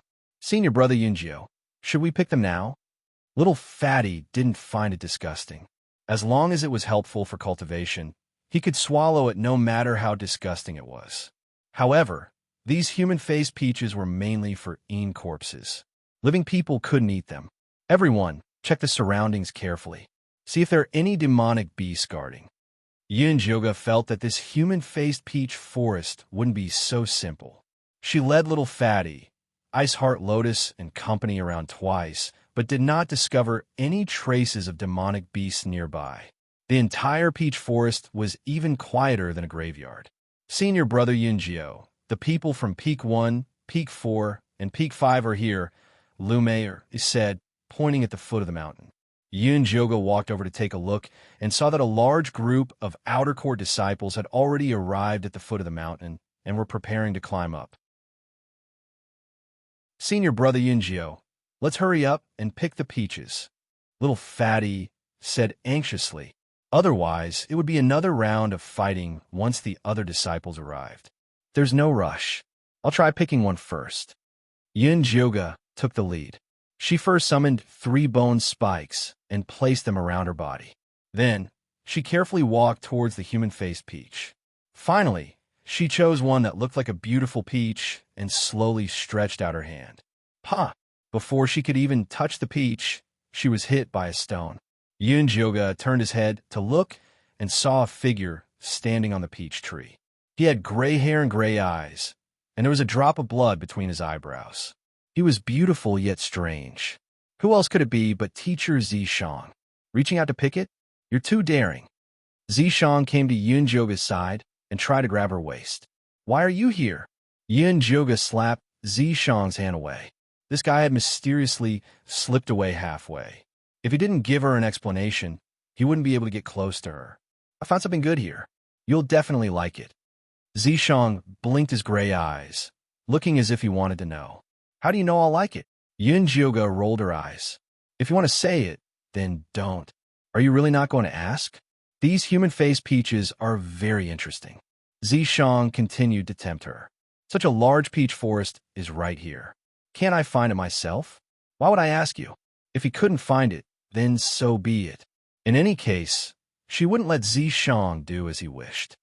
TSK, Lil Jyoga is getting less and less cute. Zishang shook his head. This girl was getting harder and harder to please. It's better if you don't love me. Yin-Jyoga was so focused on bickering with Zishang that she forgot that Little Fatty and Ice Heart Lotus were bitterly waiting for her to pick the peaches. Senior brother Yin-Jyo can't be possessed, right? Ice Heart Lotus said worriedly. Don't worry, I'll try using a big move. Little Fatty was an impatient person. He immediately raised his mountain bone spike and flew towards Yin-Jyoga. Yin-Jyoga subconsciously released a gray light, sending Little Fatty's mountain bone spike flying. Plop! The peach on the head of an old man with a face full of wrinkles fell to the ground after being cut off by the mountain bone spike. Yin-Jyoga was about to pick it up when Zishang pulled her back. The next moment, the old man's eyes turned blood red. He flew towards Little Fatty at an unbelievable speed. Be careful. Ice Heart Lotus pushed Little Fatty away and raised her frostbone spike. She had been condensing ice to help everyone on their journey. Her speed had also been trained. The cold air instantly froze the old man's head. F***CK, what kind of freaking peach is this? It can even fly. Little Fatty still had a lingering fear. He felt that the peach was no better than a demonic beast. Just as he finished speaking, Ice Heart Lotus suddenly shouted, "Not good." The human-faced peach actually broke through the ice seal and pounced on a low-level disciple. It opened its bloody mouth and bit down. That low-level disciple didn't even have time to scream before he was sucked dry and turned into a piece of human skin. After the old man's head sucked its fill of flesh and blood, it closed its eyes. Its expression became incomparably peaceful. The greenish-white skin turned bright red, and a ripe fragrance wafted out. Is this why you didn't let me pick the peach? Yin-Jyoga's expression was solemn. She didn't expect that the ripe human-faced peach would actually devour a person's flesh and blood. That's right. Zishang nodded. Senior brother Yin-Jyo, this peach is too evil. The Lu sisters looked at the densely packed faces in the peach forest. They only felt their stomachs churning. It was incomparably disgusting. Jinlin, what's going on with me? Yin-Jyoga looked at Little Fatty. She didn't believe that Little Fatty didn't know the truth behind the human-faced peach. I really didn't know that this human-faced peach could actually eat people. My uncle only said that every year when the outer sect disciples enter the little secret realm, they have to pick 500 human-faced peaches. If they don't pick enough, they won't be able to open the little secret realm. Little Fatty was so scared that his round face turned pale. His uncle had only given him a stack of defensive talismans and told him to take it easy and just hang on until the end. My sister-in-law also said the same thing. Ice Heart Lotus also had quite a number of defensive talismans on her. Yin-Jyoga frowned. She finally understood why so many low-level disciples entered the little secret realm to pick human-faced peaches. They were using human lives to speed up the ripening of the peaches. The Incorp sect was truly evil. They didn't care about human lives at all. Chapter 325. You weren't the one who let them in. Don't push the blame onto yourself. Zishang rubbed Yunjoga's head. As long as this little head was fine, nothing else mattered to him. You're not a good person either. Yunjoga glared at him. Of all the demons and ghosts, demons were indeed the worst. Just look at Zishang and you'll know. Zishang rubbed his nose and silently retreated to the side. A woman who liked to vent her anger on others was not to be trifled with. Whoa, senior brother Yunjio, we don't want to die. Many of the rank 2 disciples began to cry. They had gone through so much to get here, but they had not expected that they would become nourishment for the human-faced peaches. This was too cruel. Don't worry, I won't feed you to the human-faced peaches. These low-level disciples were from the same sect as her. They had always been cultivating honestly and had never made any mistakes. They should not die here. That's not up to you to decide. A loud voice rang out from behind Yunjoga. Yunjoga turned around and saw that Wolf Fong and the Han brothers had brought the outer sect disciples over. Although the 3 of them had encountered danger after entering the pocket dimension, they had always been cautious. Thus, their losses were not too great. Basically, each of them had left behind 500 disciples. Adding up to 1,500 people, they were able to completely crush Yunjoga's group. What is the meaning of this? Senior brother Han. Yunjoga looked coldly at the incoming group. Where's senior brother Su? Han Xiaoxi did not answer the question. He looked left and right and did not see Su Juanqing's figure. Could it be that he had died? That was impossible. That brat had obtained many benefits from Elder Mo Hua, and he also had the Yin corpses protecting him. Even if they all died, he would not die.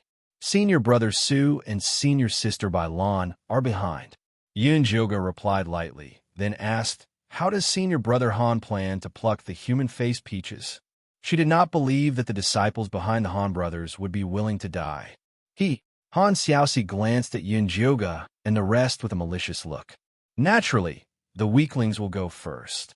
What he meant was that he wanted to force Yunjoga and the rest to go first, so that they could sit back and reap the benefits.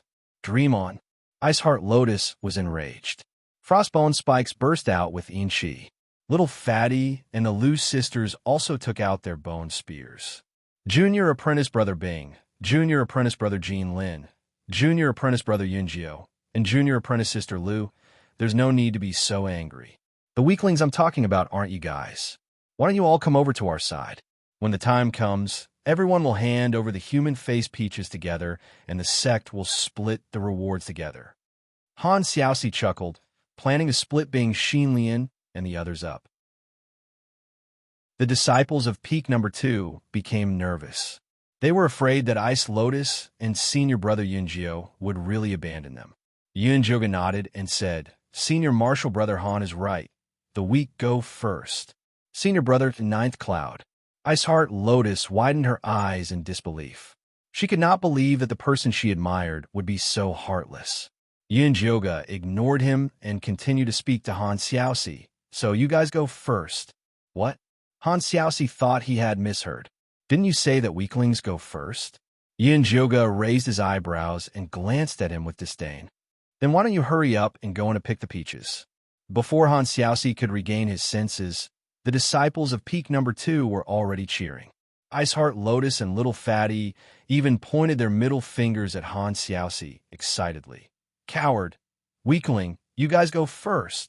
I say, Junior Brother Night Cloud, are you blind, or did a donkey kick you in the head? Can't you tell who's the weak one? Han Xiaoxi was so angry that he laughed. Ignoring the strength of the 2 brothers and Wolf Fong, the disciples behind them had all been eliminated through several dangerous situations. Even the weakest among them was Qi Refinement Level 3, and their battle abilities were very strong. Although there were more than 700 disciples on Peak Number 2, more than half of them were Stage 2 disciples. How could they fight against them? Of course, Yunjoga was not kicked by a donkey. At that moment, Zishang was squatting on a tree not far from Wolf Fong, and the Han brothers. With a single command from her, she could chop off their heads and feed them peaches. However, Yunjioga did not want to do that. She took out her bone spear and said to the Han brothers, "We'll know who's stronger after a battle. All right, then let us fight you." Han Xiaodong jumped out first. 2 against 1. Aren't you too shameless? Iceheart Lotus said angrily. We brothers have always fought together. If you're afraid of death, just admit defeat. Although Han Xiaodong looked like a butcher, he was actually very cunning and never underestimated his enemies. No matter who he faced, he would fight together with his brothers. Senior brother Ninth Cloud, I'll fight with you.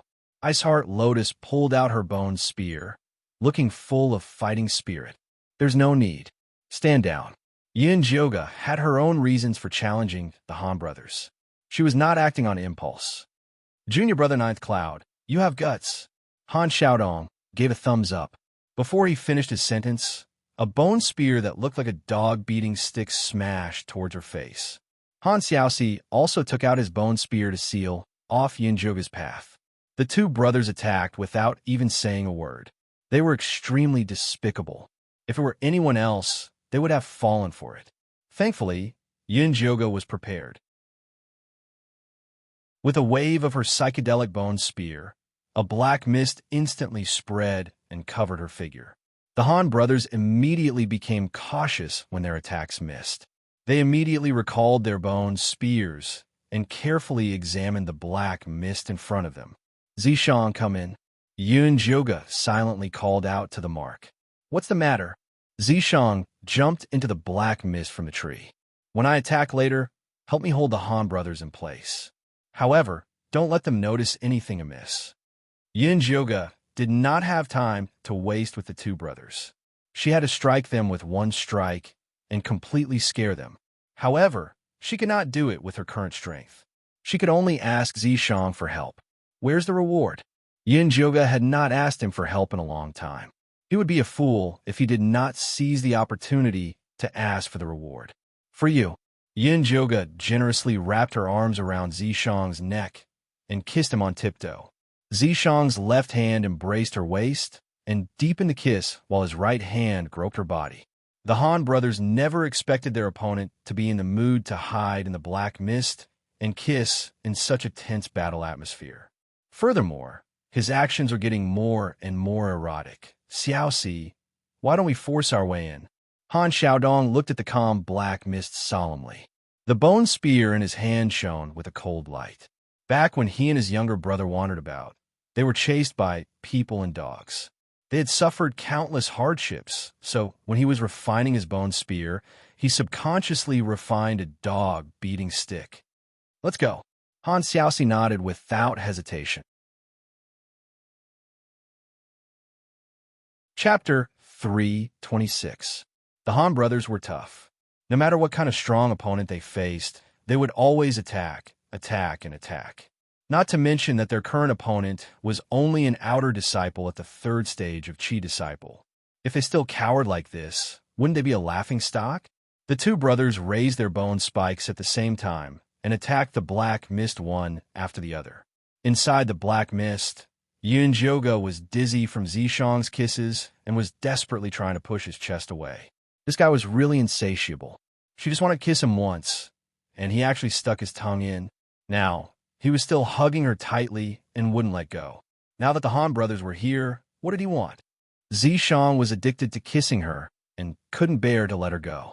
His left hand tightened and his right hand waved casually.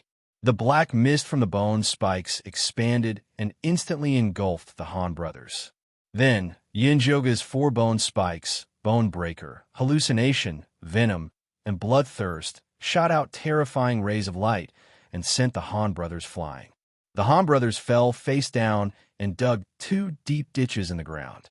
Finally, they crashed into the rock wall and fainted. Silence. Deathly silence. Iceheart Lotus and Fatty's cheers were stuck in their throats. The Lu sisters' eyes widened, and they looked like they were about to explode. Wolf Fong stared at the 4 bone spikes hovering above the black mist. Although they were beyond recognition, he could still recognize them as the Gale Wolf bone he sold to the mysterious masked man. So this junior brother Yunjio was the expert who helped him remove the poison. Wolf's deep eyes stared at the black fog that was constantly rolling. Although he couldn't see anything, he could imagine the devilishly beautiful junior brother Yunjiu standing there in high spirits. High spirits? This was a huge misunderstanding. Yunjioga was kissed so hard that she wanted to bang her head against the wall. She could tolerate having sex with Zishang in the wild, in a cave, or even with a horse, but she couldn't tolerate having sex in front of thousands of people. Although the black mist was blocking it, it was still very embarrassing. Fortunately, Zishang knew Yunjioga's bottom line. Although he felt that there was nothing wrong with having a round of dual cultivation here, he did not dare to really anger Yunjioga. In the end, he reluctantly let go of her. F***CK. This old lady is begging you again. Stab my eyes and break my little dick. Yunjioga fiercely wiped her mouth. Even if she had to fight the Han brothers to the end, it would be better than being trampled on by him. Keep your eyes. You can cut them when they grow out. Zishang laughed like a cat that had stolen a fish. Laugh your ass. Yunjioga glared at him. After retrieving the psychedelic bone spike, the black fog immediately dissipated. Senior brother Yunjio, are you alright? The Lu sisters, Ice Heart Lotus, and Little Fatty immediately surrounded him. I'm fine. Yunjioga tried to put on a cold expression. Fortunately, her face was bewitching enough. After kissing for a long time, her light purple lips only turned dark purple. It was impossible to tell that she had been kissed forcefully. Did you see that? Our senior brother Yunjio is not afraid of you. If you dare to call us weak, we'll beat you to death. Little Fatty shouted arrogantly. Junior brother Yunjio, according to the sex mission, we must pluck 2,500 human-faced peaches from all 5 peaks. Otherwise, the exit of the little secret realm will not open, and we will be trapped here until we die, Wolf Fong said calmly. If possible, he did not want to send his fellow disciples to their deaths. But the sex orders could not be disobeyed.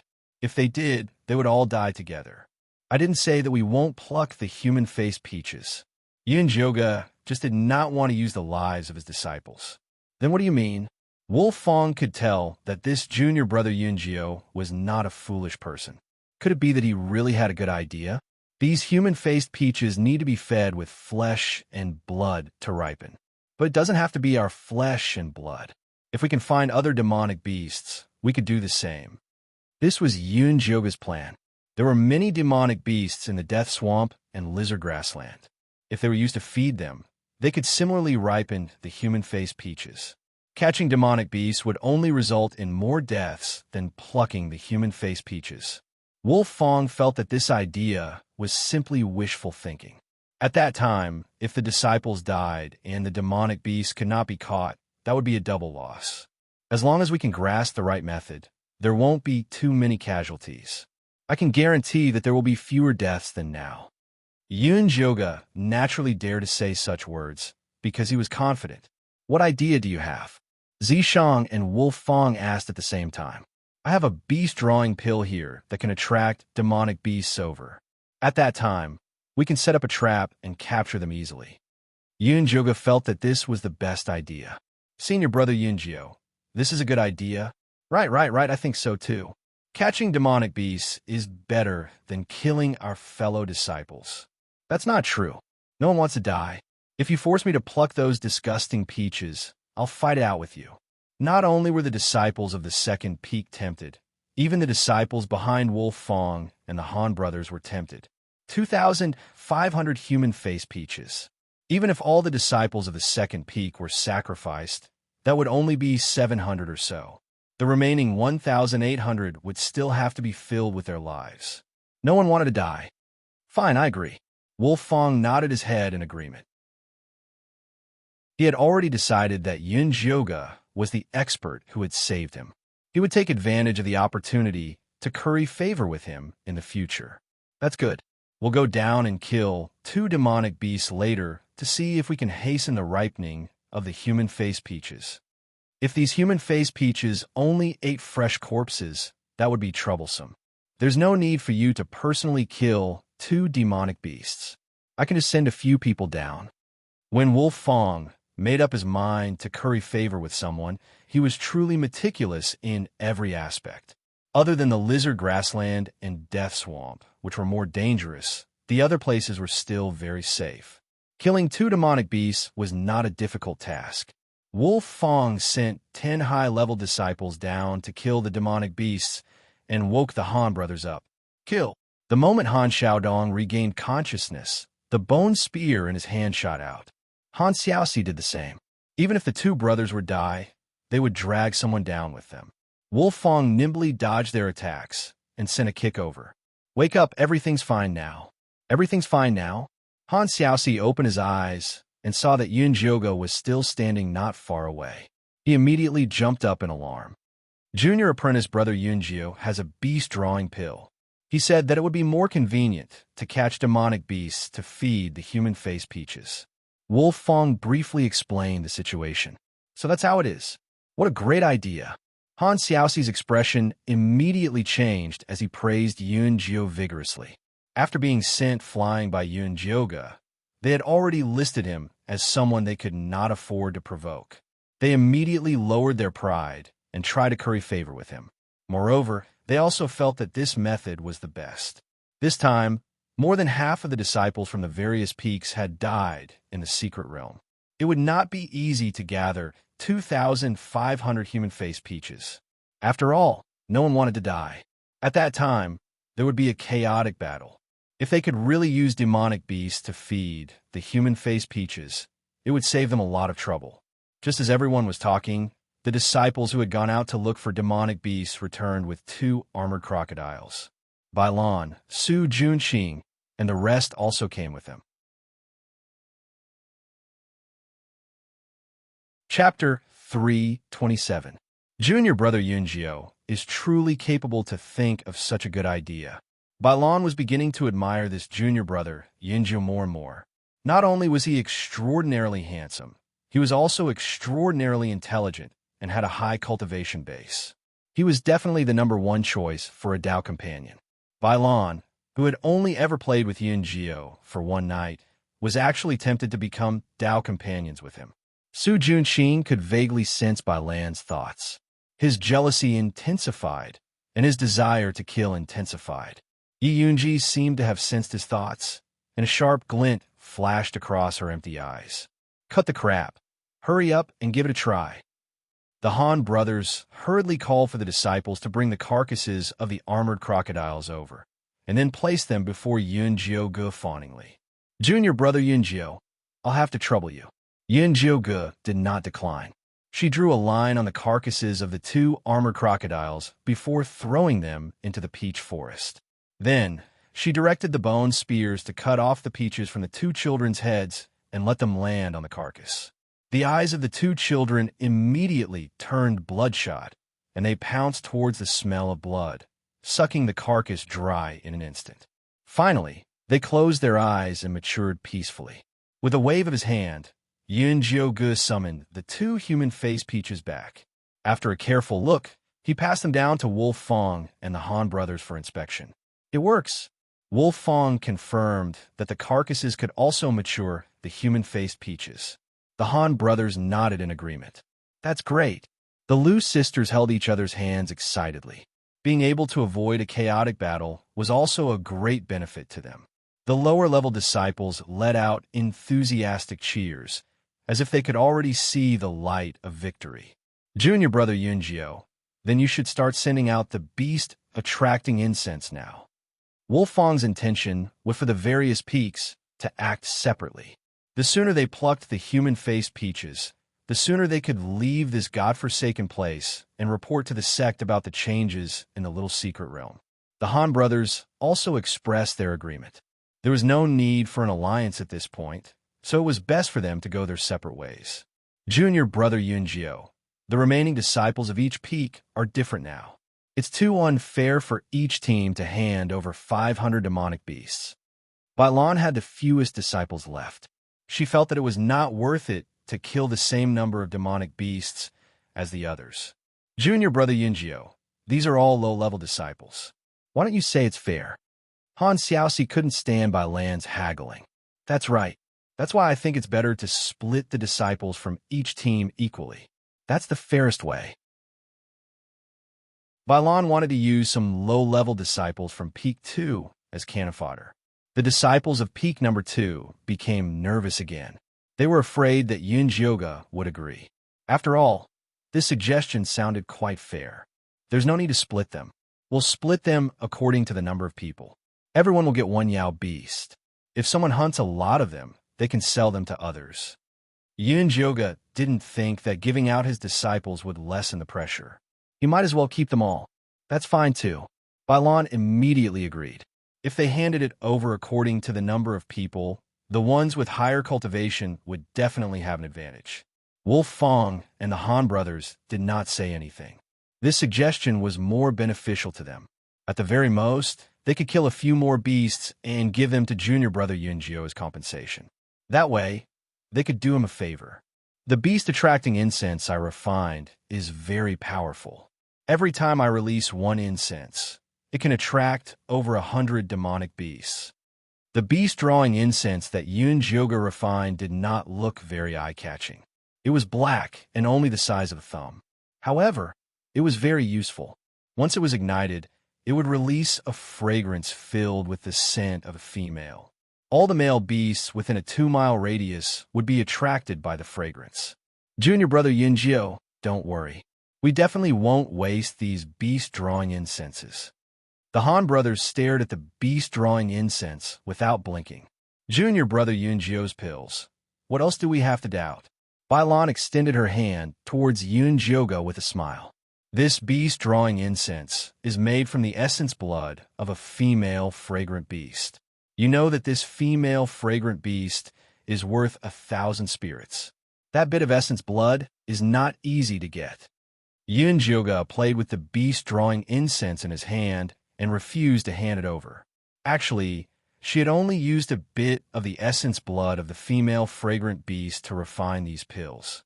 The rest was supplemented with medicinal herbs, so the cost was not high. However, it was impossible for her to give it to these people for free. Junior brother Yunjio, how much do you intend to sell it for? Wolf Fong asked directly. Junior brother, we are not rich. You can just collect as much as you want, the Han brothers said bitterly. It's fine if it's too expensive. We can't afford it. Balan was also reluctant to spend this money. We are all disciples of the same sect. Why would I take your money? The cost price is 1,000 spirit jade each. This price was considered fair. Yunjioga was only earning half of it. We will take 5. Wolf Fong took out 5,000 spirit jade without hesitation. Senior brother Wolf Fong is really straightforward. I admire you.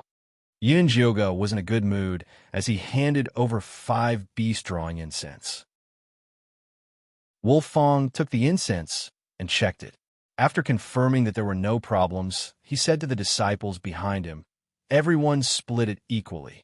100 spirit jade per person. At this moment, there were more than 500 disciples left on Peak 1. Wolf Fong could still earn some hard work if each of them were to pay 100 spirit jade. 100 spirit jade was not expensive. These disciples were all convinced. The Han brothers and Balan followed suit, and each bought 3 beast-drawing incense from Yunjioga. Then, they each took 100 spirit jade from their subordinates. On Peak 2, Little Fatty had already taken the initiative to help Yunjioga and his disciples collect the spirit jade. Some low-level disciples who did not bring enough spirit jade would use contribution points or other materials as collateral. The atmosphere was very lively. Su Junqing naturally did not have the qualifications to take the beast-drawing incense. Everyone had already tacitly agreed that the leader of Peak 2 was Yunjioga. Su Junqing's thumbnail pierced deeply into his palm. He kept telling himself to endure. When a human-faced peaches ripened, he would definitely let these fellows know his prowess. Yi Yunji stood beside him. A sharp glint flashed in her eyes. Junior brother Yunjio, I will go to the north. Balan said after keeping the spirit jade. The east was the lizard grassland, and the south was the death swamp. The west and north were much safer in comparison. I will go to the east. The evil weapons in Wolf Fong's storage bag had a suppressive effect on the blood earth dragons, in the lizard grassland. Junior brother Yunjio, where are you going? Han Xiaoxi asked carefully. Although they had more people and higher cultivation, they should be going to the death swamp. But junior brother Yunjio might have other plans. I will go to the south. Yunjioga's side had more than 700 people. They needed the most demonic beasts. They did not know what the situation was like in the west. The death swamp was more abundant in demonic beasts. Moreover, with Zishang protecting them, she felt that there would not be any big problems. Zishang patted her head in approval. Good job. Although Yunjioga did not know why Zishang was so enthusiastic, he felt more at ease. Chapter 328. Junior brother Yunjio is indeed righteous. Han Xiaodong gave him a thumbs up, looking like he was impressed. However, it was unknown how much sincerity was in his words. Senior brother Han, you flatter me. Yunjioga replied plainly, then said to the crowd, let's meet here in 5 days. 5 days was enough time to kill the demon beasts. Most importantly, the mystic realm would open in 10 days, so they had to prepare in advance. All right, the people of Wolfang's sect nodded and bade farewell. Yunjioga led the disciples of peak number 2 towards the east. Senior brother Yunjio, can we really kill that many demon beasts? Lu Tian'er was not confident. There were too many low-level disciples here. A few armored crocodiles could kill them all. You'll know when the time comes. There was no use in talking. Facts spoke for themselves. After Yunjioga led the people down the mountain, they began searching for a suitable place to set the trap. It has to be about 1 kilometer away from the death swamp. It's best if it's not too flat and empty. Yunjioga briefly explained the requirements of the trap. Little Fatty and Ice Heart Lotus immediately began searching. Unfortunately, the spots they found were not ideal. This is not bad. Zishang walked around and finally chose a light brown marsh. Yunjioga went over to take a look. The marsh was about half an acre wide and 1 person deep. It was diagonal to the death swamp. It was exactly 1 kilometer away, and there were many weeds and rocks around it. The armored crocodiles would need to spend some effort to climb over. It was a very good spot. Let's set the trap here. Yunjioga was very satisfied with the marsh. She gathered the disciples of peak number 2 and arranged them into 5 teams according to their elemental attributes.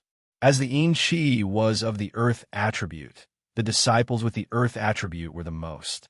There were more than 300 of them. The next most were the ones with the wood attribute. There were also more than 200 of them. There were more than 100 metal, water, and fire attribute spiritual roots.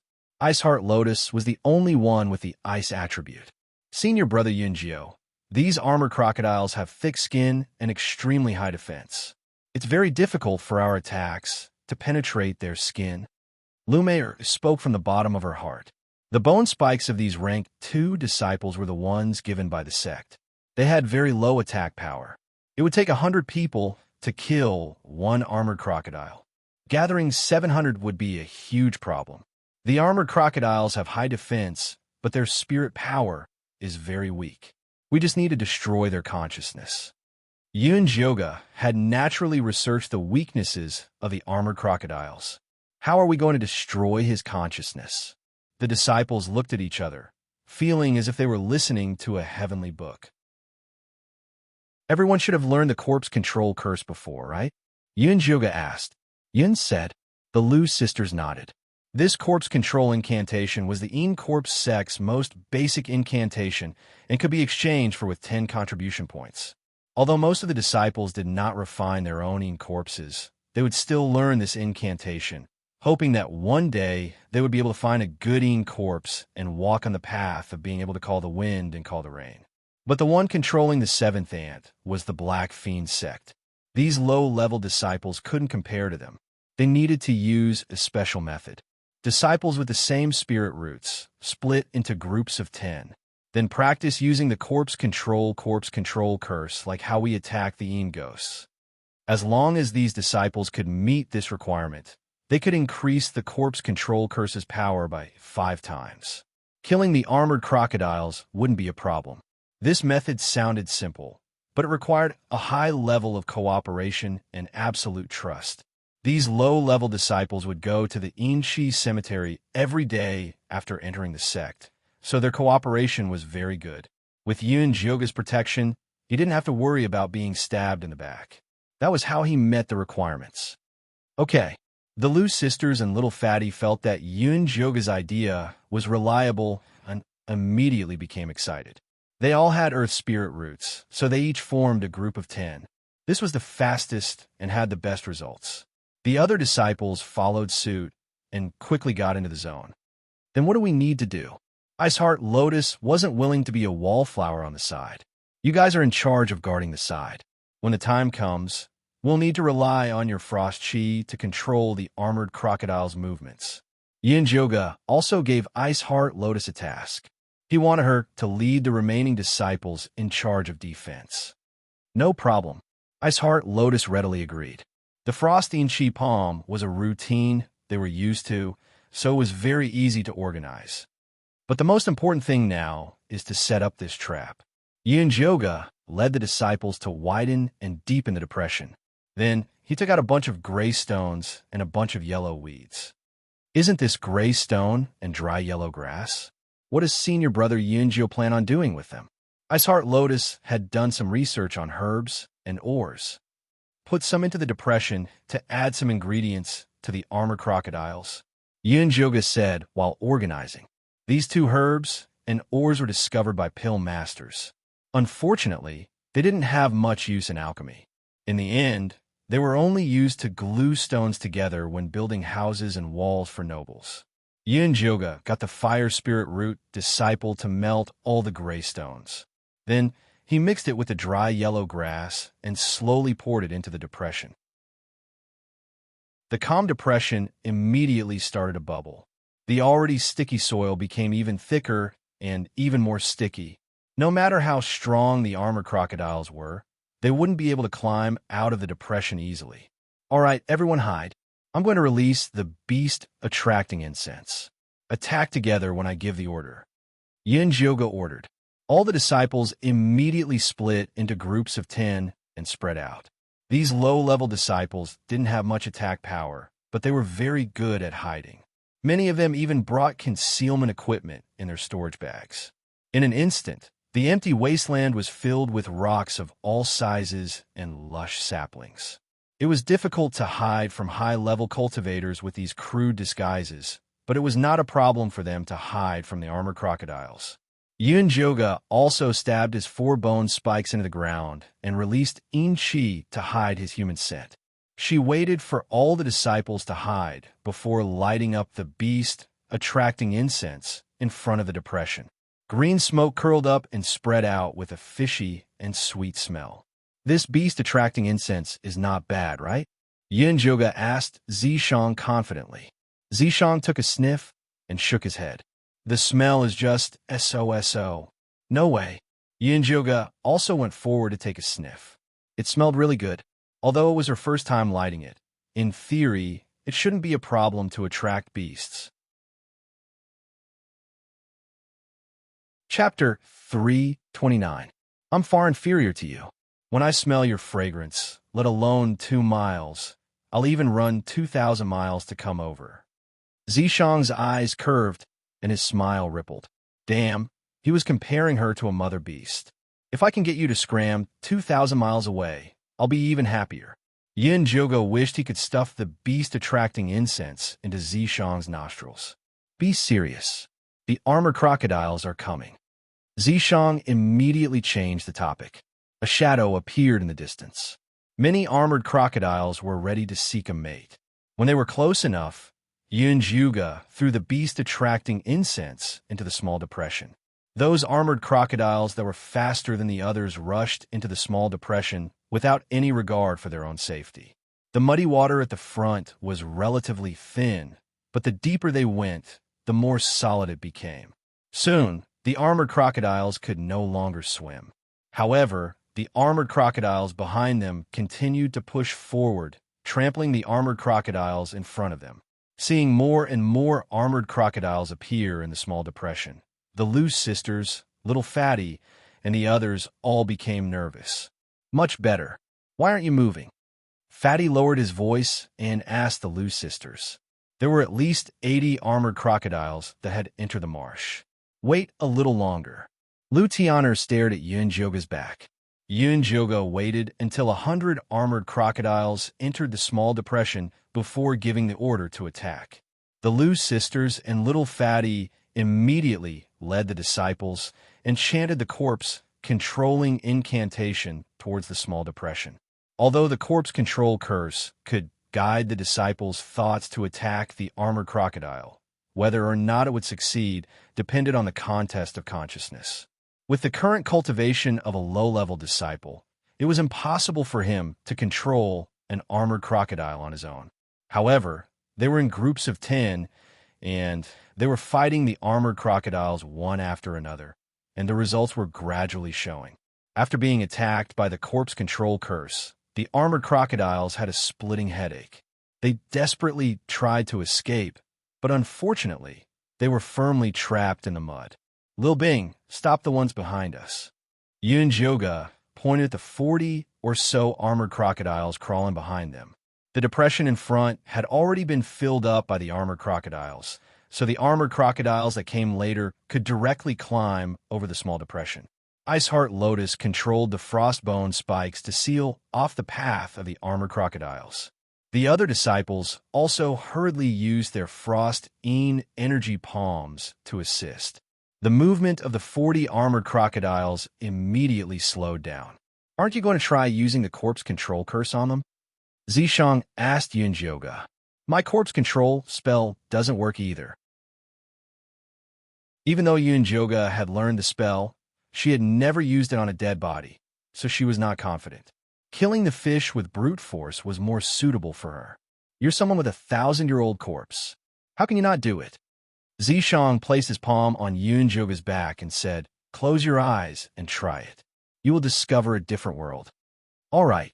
Yun Jioga trusted Zishang. She closed her eyes and started chanting the corpse control incantation. Incantations came out of her mouth one after another. At first, she was a little jerky, but very quickly, a mysterious power came from Zishang's palm and entered her body. The scene before her turned white. The armored crocodiles were very conspicuous against the white background, like little black dots. The black light from the corpse control spell circled around them like big sharks looking for prey. Yun Jioga subconsciously used the corpse control incantation to attack the little black dots. Pu. One by one, the black dots were destroyed by her. It felt like she had become a god, controlling the life and death of ants. She was even somewhat infatuated with this power. Her attacks became faster and faster. Soon, all the black dots were killed by her, but she was still not satisfied. However, Zishang had already retracted his power. Her divine sense had also returned to her body. Yun Jioga slowly opened her eyes and saw the corpses of the armored crocodiles in front of her, as well as Iceheart Lotus' shocked face. The disciples behind her were also looking at her, as if she was a monster. Back at the Human Face Mountain, Yun Jioga had killed the Han brothers in one move. Although it had shocked them, everyone had attributed it to her awesome bone spurs and powerful skills. But now, Yun Jioga did not use any external power. She only closed her eyes and chanted the corpse control incantation a few times and killed the 40 armored crocodiles outside the depression. This was simply a miracle. Yun Jioga was also shocked by the scene she had created. Originally, she had only planned to use the bone spurs to attack and kill as many as she could. She really did not expect to cause such a scene. Do you see this? This is the true essence of the in-corpse sex cultivation method. If you can successfully understand it, it will become your ultimate weapon in the future. Zishang had put in a lot of effort. He had spent a lot of effort to lure Yun Jioga into the in-corpse sect, but she resisted the cultivation method here. She only wanted to cure the poison and leave. It was such a waste. Therefore, he deliberately used this move to shock Yun Jioga. He hoped that she could discover the true essence of the in-corpse sex cultivation method and focus on learning the in-ghost corpse control technique. I don't know what will happen in the future. I only know that if you do this, The Incorp sect will definitely use me as a great weapon to get rid of. When Yunjioga thought of the bloody storm that would happen next, she really wanted to beat Zishang to death. We'll talk about it when the time comes. Ever since Zishang discovered the secret of the human face mountain, he changed his plan. He did not want Yunjioga to keep a low profile anymore. He had enough of being invisible around Yunjioga. He wanted to leave the mountain and cause trouble. He wanted to announce to everyone in the Incorp sect that Yunjioga was his. All right, whatever you say. Yunjioga did not care anymore. Even if the sky collapsed, Zishang would hold it up. Senior Yunjio, what do we do with these armored crocodiles? Iceheart Lotus walked over carefully and looked at Yunjioga as if she was looking at a god. Just put them in a storage bag. Yunjioga pulled himself together and said, after this batch, there were still 5 more batches. Now was not the time to relax. Iceheart Lotus led the disciples to store the 40 or so armored crocodiles. Many of the armored crocodiles in the small depression were also killed. However, there were still many left. With the Lu sisters and Little Fatty's speed, there was still time to kill. Yunjioga led Iceheart Lotus and the other disciples to attack the armored crocodiles. Injuries would also weaken their soul power. They worked until the sky turned dark. The disciples of the second peak finally killed the armored crocodiles in the depression. They were so tired that they sat on the ground. This mental work was much harder than physical work. Furthermore, they had walked through the grasslands, swamps, and human face mountain today.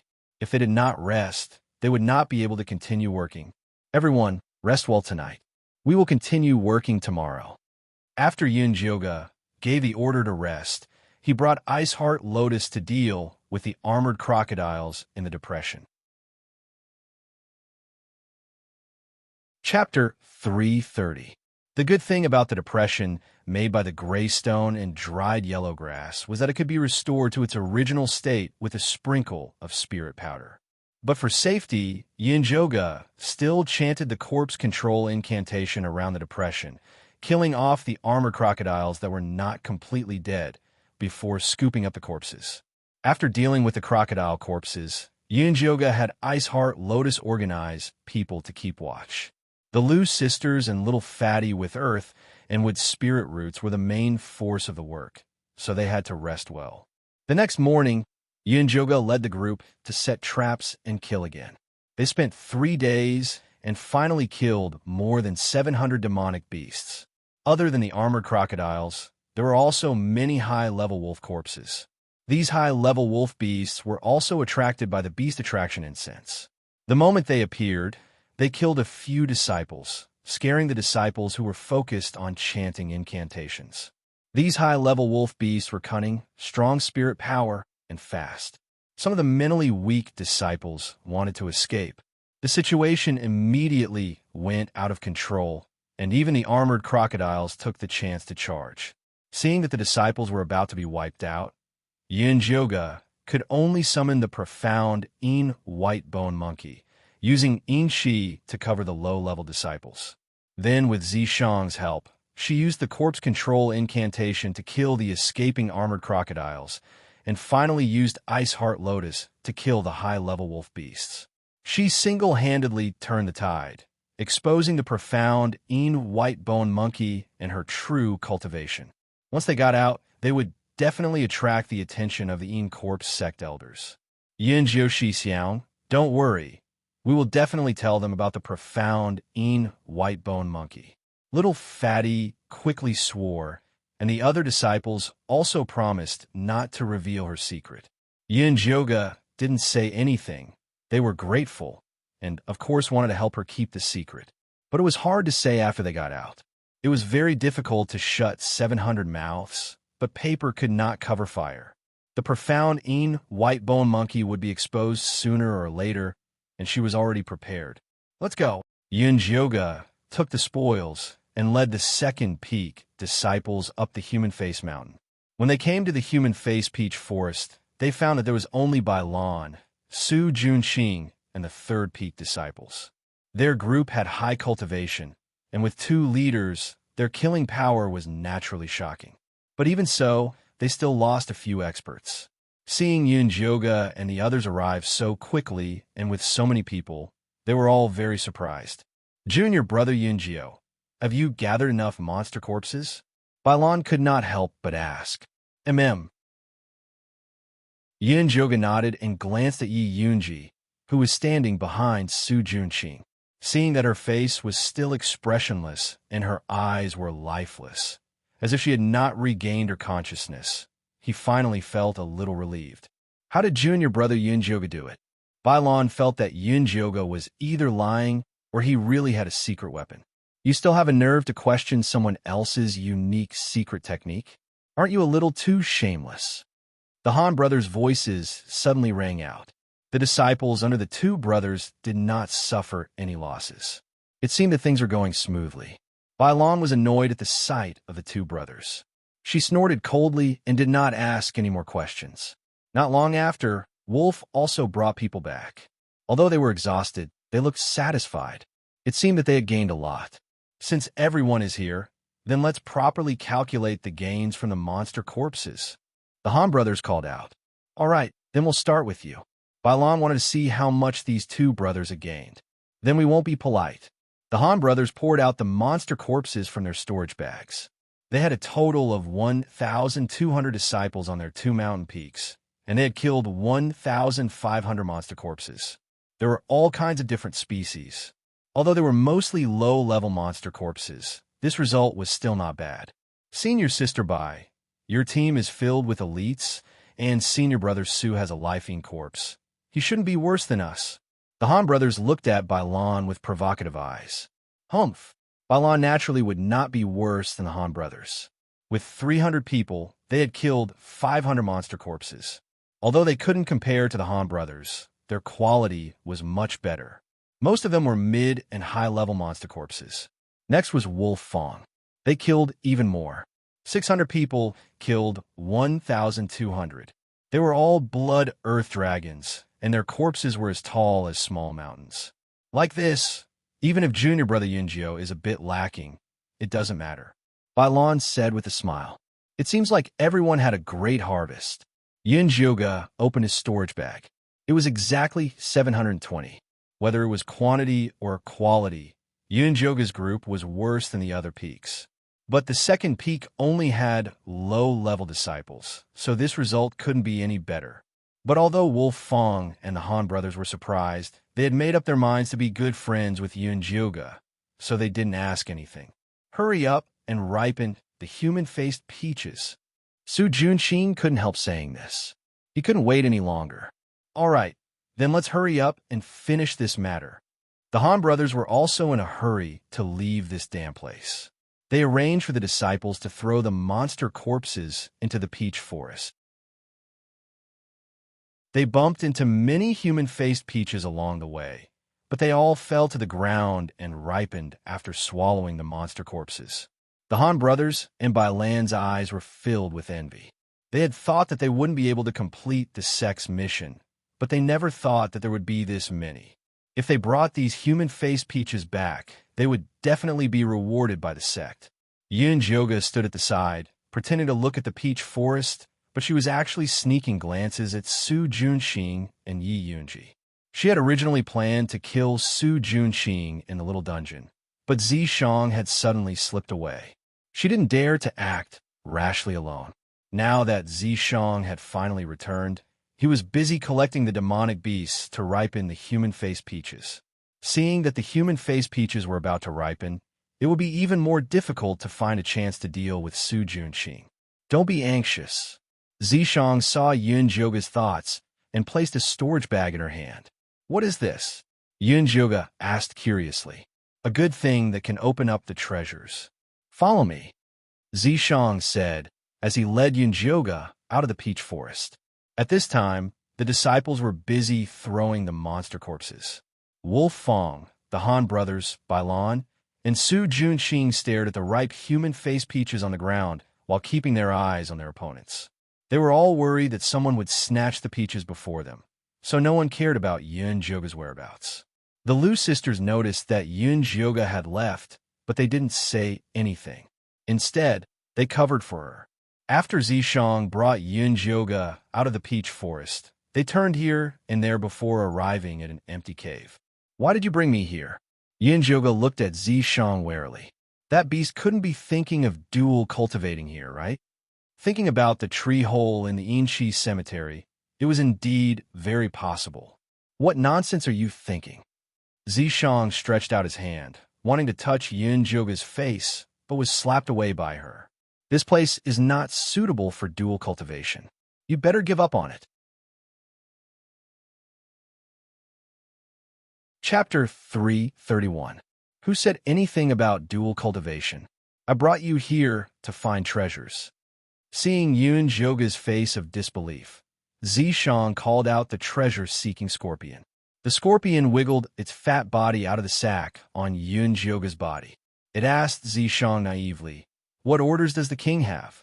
Tell your master what treasures are here." Zishang said to the scorpion. Yes. The scorpion landed on the ground and circled around the cave a few times. Finally, it said doubtfully, "How come I don't smell treasures? What else do you have to say?" Yunjioge looked at Zishang with disdain, thinking that he had exposed his plot. Smell again.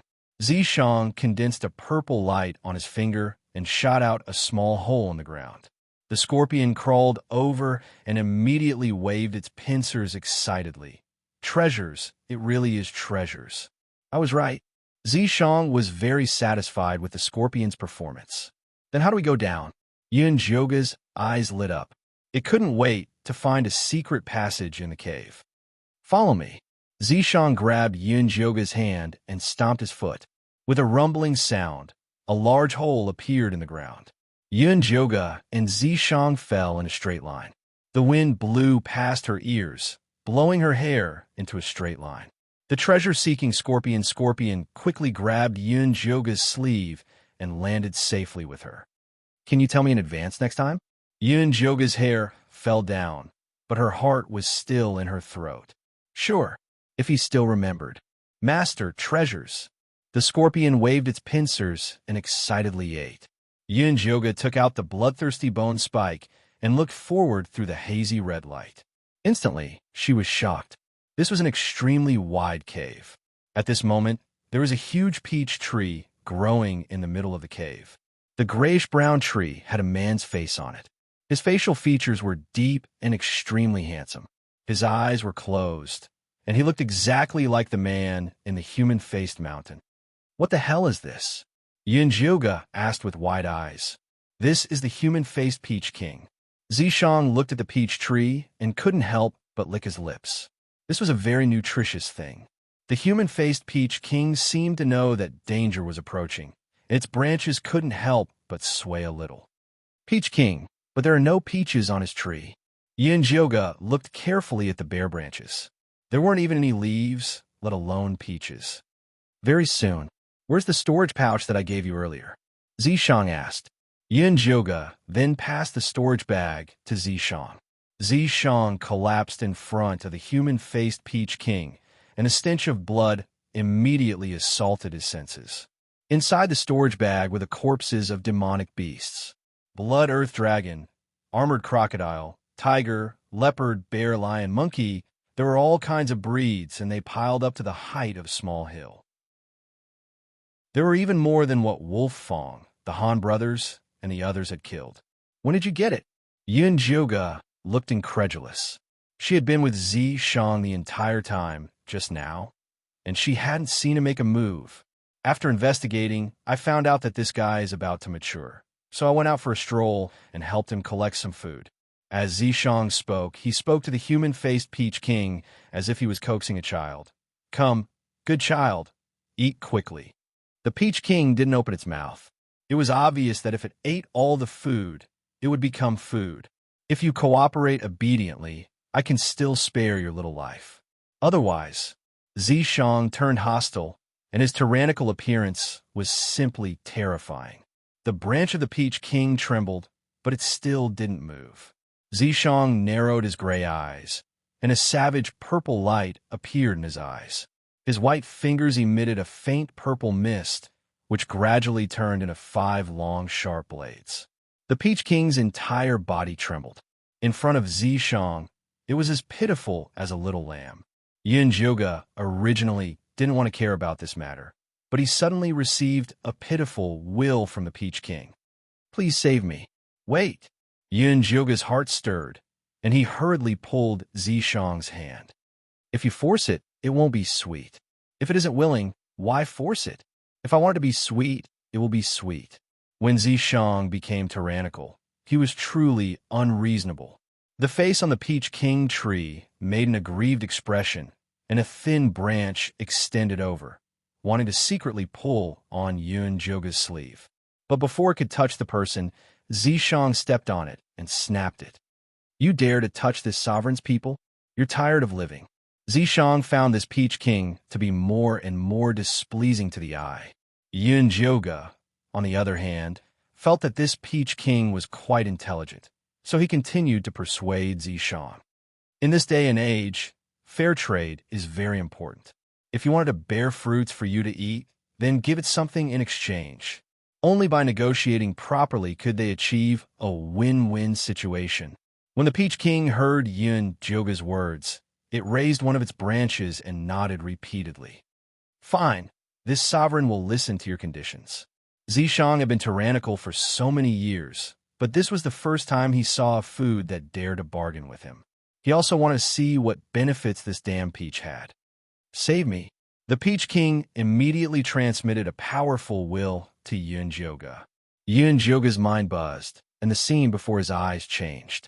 It was still a dark, wide cave, but the human-faced Peach King in front of him was a short tree.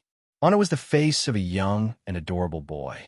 It was the spiritual energy source of this small secret realm, and it spent countless lonely years in this cave. One day, it tried to stretch out its branches and grow upwards, then spread its branches and leaves all over the bare mountain peak.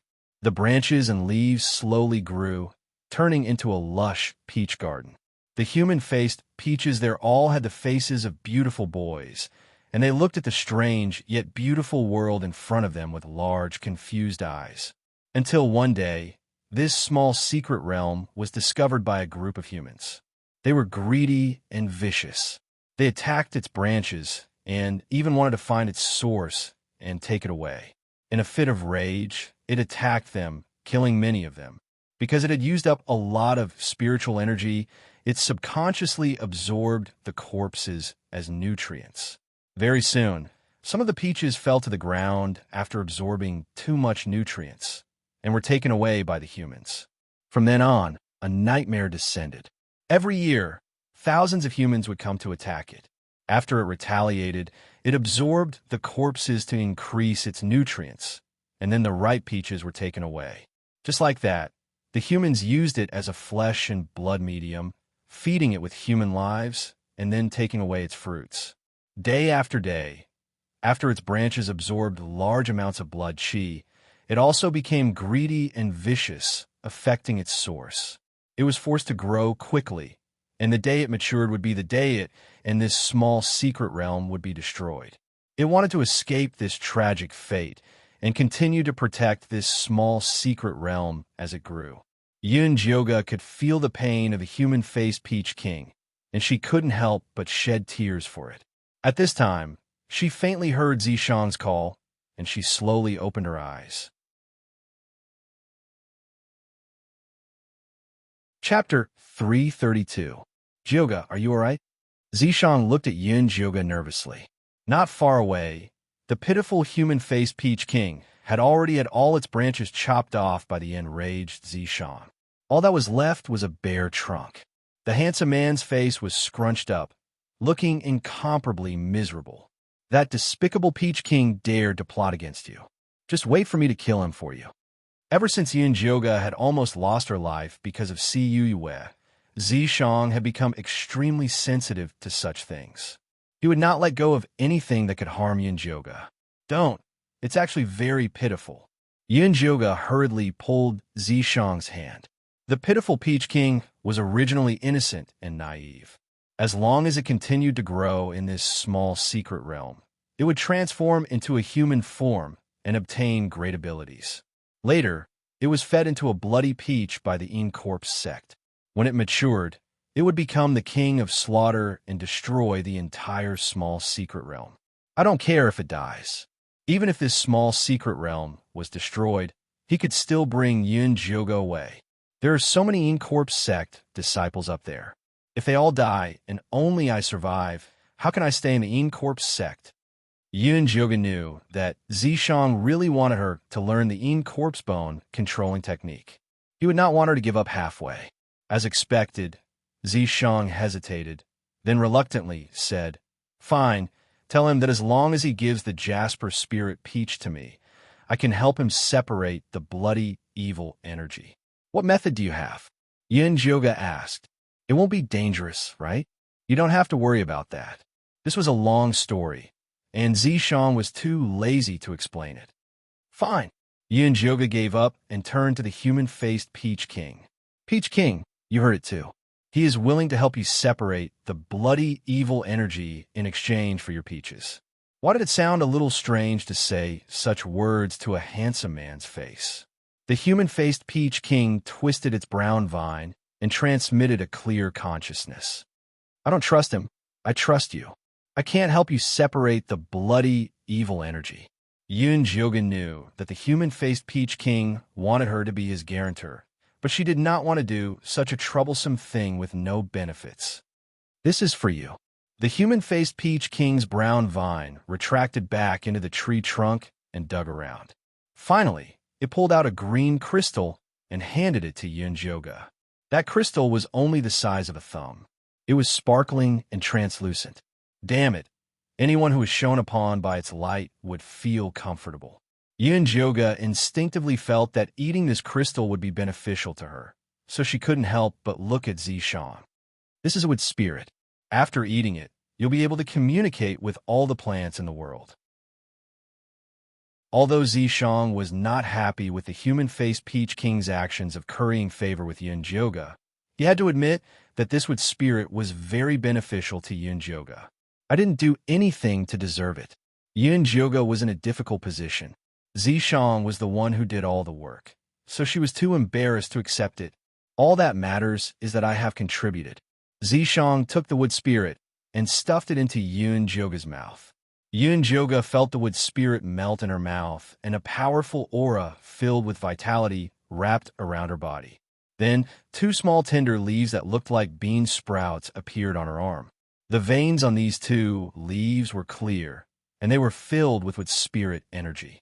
Jyoga discovered that after these two tender leaves grew out, her lightning spirit root had gained a wood spirit root, becoming a wood lightning spirit root. The human-faced Peach King was very happy to see Jyoga's leaves. Many brown branches grew out of the bare tree trunk and pierced through the demonic beast corpses on the ground. The mountainous demonic beast corpses disappeared rapidly. The Peach King's grayish-brown skin was also gradually dyed with a layer of blood. Its handsome and perfect face became clearer and clearer, exuding a dense demonic aura. Jyoga thought of those savage human-faced peaches in the peach forest and immediately retreated 2 steps in alarm. It won't go berserk and kill people, right? How can it be called the Peach King if it doesn't kill people? You'd better stay away from it. Zishang shielded Jyoga behind him. "Jyoga, even if I go berserk, I won't hurt you." A gentle male voice rang out in Jyoga's mind. It was the human-faced Peach King's voice. Previously, it could only communicate with Jyoga through its consciousness. But now, it could speak directly through the wood spirit. Although Jyoga believed that the human-faced Peach King wouldn't hurt her, her heart still trembled when she saw its terrifying appearance. There's still some time before it matures. Didn't you want to take care of Su Junxing? Let's go find him. Zishang grabbed Jyoga's hand and brought her back to the ground in a flash. At this time, the ground was already in chaos.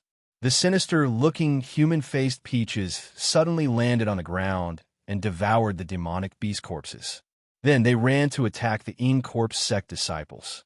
Although Wolfang, Bailan, Su Junxing, the Han brothers, and the others tried their best to resist, there were still quite a few disciples who fell. On the other hand, the Lu sisters, Ice Heart Lotus, and Little Fatty had been practicing their defense all this time. They huddled together and used their frigid enchi palms to help Ice Heart Lotus condense an ice wall, barely blocking the human-faced Peach's frenzied attacks. "Everyone come over here." Seeing this, Yunjoga immediately took out her 4 bone spikes. The bewildering mist bone spikes spat out a cloud of black mist, but there were green lines flashing within. The human-faced Peaches seemed to recognize her, and all avoided the black mist. "Senior brother Yunjio is here. Everyone come quickly," the Lu sisters called out. Ice Heart Lotus immediately led the disciples and retreated towards Yunjioga in an orderly manner.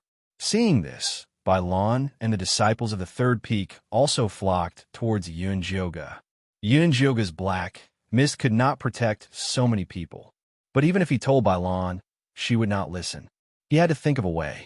"Wolf Fong, come over and help me erect the ice wall."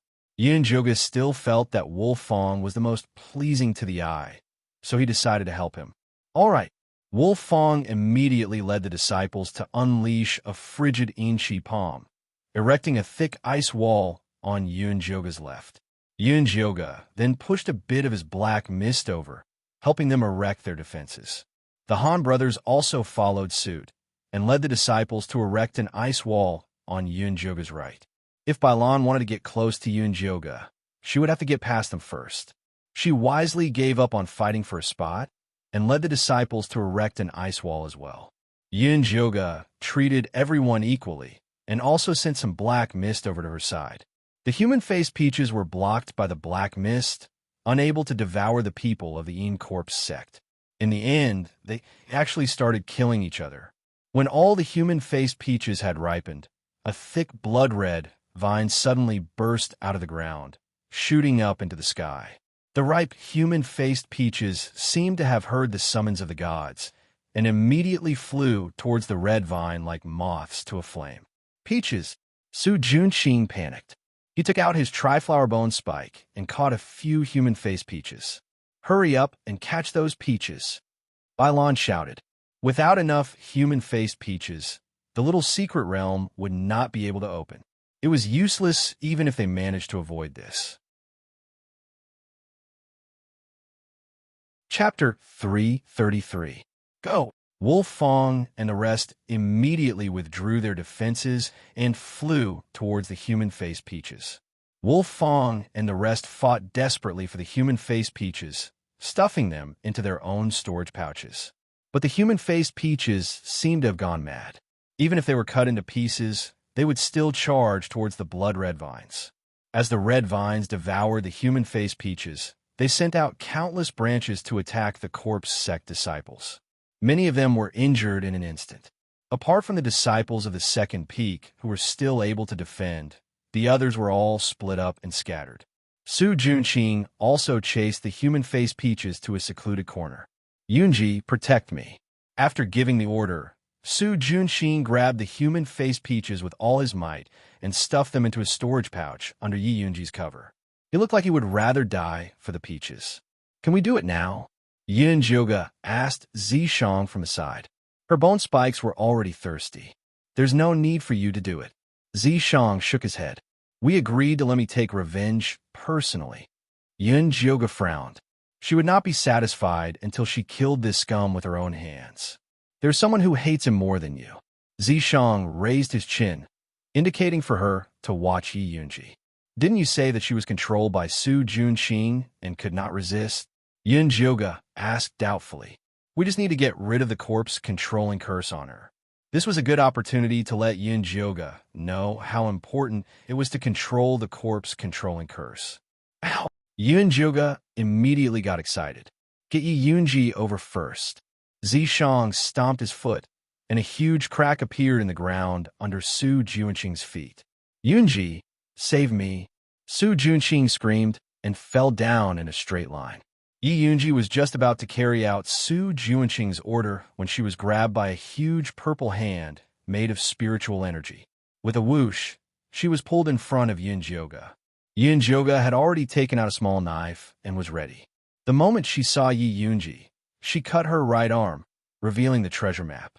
Yi Yunji stopped moving and exhaled a mouthful of cold air. Then, her eyes began to rotate violently. Yi Yunji, this is me, Yi Yu's friend. Yunjioga waved his hand in front of her. Yi Yunji muttered twice, as if she had recovered some of her memories. But very quickly, her face turned ferocious, and her red lips spat out 3 fierce words. Kill, kill, kill. It's useless. Yunjioga was a bit disappointed. Yi Yunji was still driven by her obsession. How could she take revenge? You need to remove the corpse control curse from her. Zishang placed his palm on Yunjioga's back and said, Open your eyes and take a look. Yunjioga forcefully closed his eyes. He waited until a stream of hot air flashed between his brows before he slowly opened his eyes. Yi Yunji had already turned gray in front of her, and a blood-red chain was very obvious on her chest. That's the corpse control curse that Su Junxing made for her. Zishang's voice rang in Yunjioga's ears. He's only controlling her heart now, but when he advances in the future, he'll even control her heart, liver, spleen, stomach, and kidneys. She'll never be able to escape. What can I do to remove it? Yunjioga asked. Use an even stronger corpse control curse to destroy it. Try it. Zishang's palm on Yunjioga's back began to heat up. That was a sign that he was increasing his strength. Yunjioga only felt a violent force spreading from the center of her eyebrows, causing her body to heat up. Her mind went blank, and her mouth involuntarily chanted the corpse control curse. At first, it was Incorpse Sect, but as she chanted it, it changed.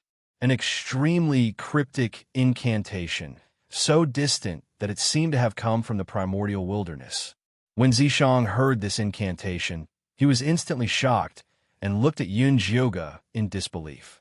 There seemed to be a flame burning between her brows, and the phoenix feather flower was as dazzling as a phoenix that had ascended to nirvana. Red patterns spread from her forehead down. The bewitching face that had been deeply poisoned slowly faded. Her face was as white as jade, like a snowy mountain that was sealed in ice. Her black eyes were emotionless, like profound iron that had been buried for thousands of years. The color of her lips was extremely light, as if she had abandoned all emotions and desires, leaving only holiness. The cryptic incantation came out of her mouth, turning into an ancient and mysterious holy light that instantly shattered the chains on Yi Yunji's chest. Zishang stared at the completely different Yunjioga. After 10,000 years, he finally saw his lover again. Zishang stretched out his trembling hands, wanting to touch Yunjioga's beautiful, holy, bewitching, and mysterious face. But before he could touch it, the red patterns retreated back into Yunjioga's forehead like a tide. In the next moment, Yunjioga opened her eyes. They were as black as ink, clear and nimble. How is it? Have you removed the corpse control curse? Yunjioga asked impatiently. She didn't notice that she had changed into a completely different person and almost destroyed Zishang. Zishang looked at Yunjioga, who had returned to her original appearance, and felt an indescribable sorrow and sadness in his heart, so he withdrew his hand. What's wrong with you? Yunjioga was confused. Zishang's eyes were so sorrowful just now, and she felt so unfamiliar. It's nothing. Her corpse control curse has been removed. Call her again. Zishang quickly adjusted his expression and returned to his original appearance. Yunjioga didn't suspect anything and immediately turned to Yi Yunji and shouted, Yi Yunji. Yi Yunji's tightly shut black eyes suddenly opened, and her pupils shone with the painful light of awakening. She recalled everything that had happened in her life, and there seemed to be thousands of words in her heart, love, hate, and hatred, but they were stuck in her chest, unable to be spoken. In the end, they only turned into extremely shrill cries. Ah! The shrill cries of pain pierced through the sky, as if releasing all the pain and suffering she had gone through. The blood-red vines felt the negative energy and waved their branches even more wildly. The violent sound spread from the human face mountain to the entire small mystic realm, as if the entire world was trembling. Wolf Fong and the rest were all jolted to the ground and could only use the bone spikes to stabilize their bodies. Su Junqing, quickly release your corpses to collect the human-faced peaches. Bai Lan wanted to find help, but found that Su Junqing had already disappeared. At this time, Su Junqing had just fallen into the pitch-black cave, and the demonic flower bone spike was already circling around him. He cautiously climbed up from the ground and immediately released a fireball to illuminate the surroundings. Very quickly, he discovered the human-faced Peach King in the middle of the cave.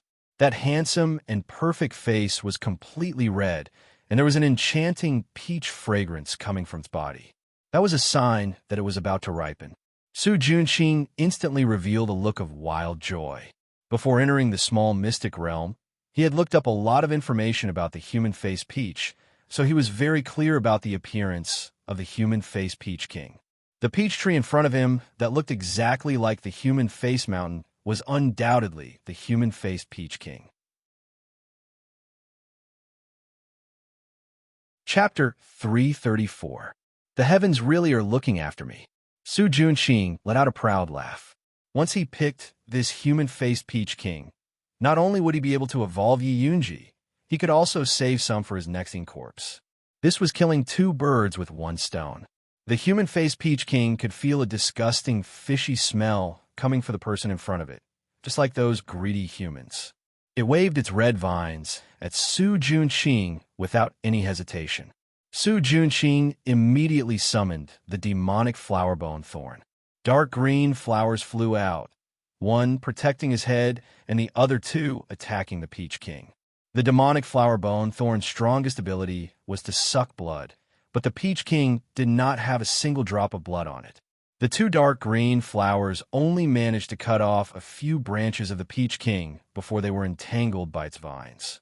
Su Junqing immediately became nervous. His bewitching technique could only be used on humans. It had no effect on the Peach King. If the demonic flower bone thorn was entangled, he would be useless. It would be great if Yi Yunji was here. Su Junqing immediately summoned Yi Yunji. He did not even think about how Yi Yunji could come in from 100 feet underground. It was a pity that his summons was useless. Yi Yunji had already lost contact with him. Su Junqing's expression changed. Could Yi Yunji have been killed? That was impossible. He was about to summon again when a blood-red vine flew up from the ground and bound his feet. Following that, another blood-red vine turned into a sharp sword that stabbed at his chest. With a pung sound, the remaining ink flower blocked the attack in front of him, but it was quickly tied up by the blood-colored vines and dragged away. Su Junqing watched as the blood-red vine attacked again. He was so scared that he almost peed his pants. At this time, a slender white hand appeared in front of him. It spat out a cold inchi that froze the blood-red vine. A long red sleeve swept in front of Su Junqing, carrying a delicate fragrance and a faint corpse aura. Yunji! Su Junqing hung in the air and said to Yi Yunji with wild joy, "Quickly put me down." Yi Yunji did not move. Her deep eyes just looked at him. Su Junqing hung upside down on the tree in a very sorry state. His hair was a mess, and his facial features were a bit distorted. He did not look like the gentle young master from the past at all. Yi Yunji thought of how curious she was about the outside world when it was her first time leaving home. In the end, not long after he left the Yi Clan Valley, he found an extraordinarily handsome and elegant young master who had been poisoned by a snake and fainted on the side of the road. She did not hesitate to save him. After the young master woke up, he thanked her profusely and insisted that she stay in his manor for a few days. From then on, he showed great concern for her well-being, tenderness, and sweetness, and used gentleness and care to weave a net that trapped her deep within. She even got married to him in the Zhuangzi. At that time, she had thought that she would be happy forever. In the end, the fire in the valley of the Yi family had woken her up from her dream and broken her heart. Her family was destroyed, her child was aborted, and her little brother was missing. She was sent to the bloodthirsty ancestor as a blood slave. Finally, he put her into the corpse refining furnace and refined her into a corpse. Yi Yunji recalled the past, and her whole body trembled. She looked at Su Junqing with bitter hatred in her eyes. Yunji, what's wrong with you? Su Junqing looked at Yi Yunji's frighteningly dark pupils, and his heart couldn't help but jump. He curled his fingers slightly. He missed the corpse control spell. Gotcha! Yi Yunji made a move and cut off both of Su Junqing's arms. Ah! Su Junqing gave a pitiful cry and broke out in a cold sweat. His heart was filled with fear. Could it be that Yi Yunji was taken by another corpse control master? Su Junqing, I never thought that you would have a day like this. Yi Yunji suddenly spat out these cold words. Su Junqing looked at Yi Yunji with a look of disbelief. Corpses could not speak. Only if they evolved into a living corpse would they be able to recover the functions of a living person. Could it be that Yi Yunji had a great opportunity that allowed her to jump several levels and directly become a living corpse? Then wouldn't he be rich? Things are like this, and you're still dreaming of getting rich. Yi Yunji looked at Su Junqing's greedy eyes. She would always be a tool in his heart. Yunji, could it be that you've recovered your memories? Su Junqing's pupil shrank, suddenly realizing that something was wrong. The things he did to Yi Yunji in the past could be said to be worse than a beast. If she recovered her memories, how could she let him go? That's right. You can think about how to die so that you won't let me down. Yi Yunji gently stroked Su Junqing's face. A bone-chilling cold seeped into his body. Su Junqing couldn't help but shiver. He wanted to kneel down and beg for mercy. He wanted to weep and repent for his past mistakes. But right now he was hanging upside down in the air. If his tears flowed backwards, it would be very ugly. Moreover, it would be very difficult to move Yi Yunji. Su Junqing's mind quickly turned. Then he revealed a bitter smile and said, Yunji, I know you hate me. I also know that my past actions are not worthy of your forgiveness, but I truly love you. I refined you into a corpse because I want to be with you forever, never to be separated. Yunjioga was currently hiding with Zishang in the dark. Hearing Su Junqing's confession, he was so disgusted that his body had goosebumps. He wanted to go up and give him a few slaps. Yi Yunji seemed to have heard Yunjioga's thoughts. She reached out and slapped him 3 times. Her actions were extremely ruthless. Su Junqing's ears instantly buzzed. He spat out a mouthful of blood and 3 teeth. His cheeks were red and swollen. Blood flowed out, making him look incomparably miserable. Yunji, if hitting me can help you vent your anger, then hit me. Su Junqing pretended to be affectionate. His words were very tragic. Beat him to death. Yunjioga waved his fist at the side. Yi Yunji was not polite. She punched Su Junqing's face. Su Junqing's face was covered in all kinds of colors. He opened his mouth and spat out several mouthfuls of blood. Tisk, beating him to death is letting him off lightly.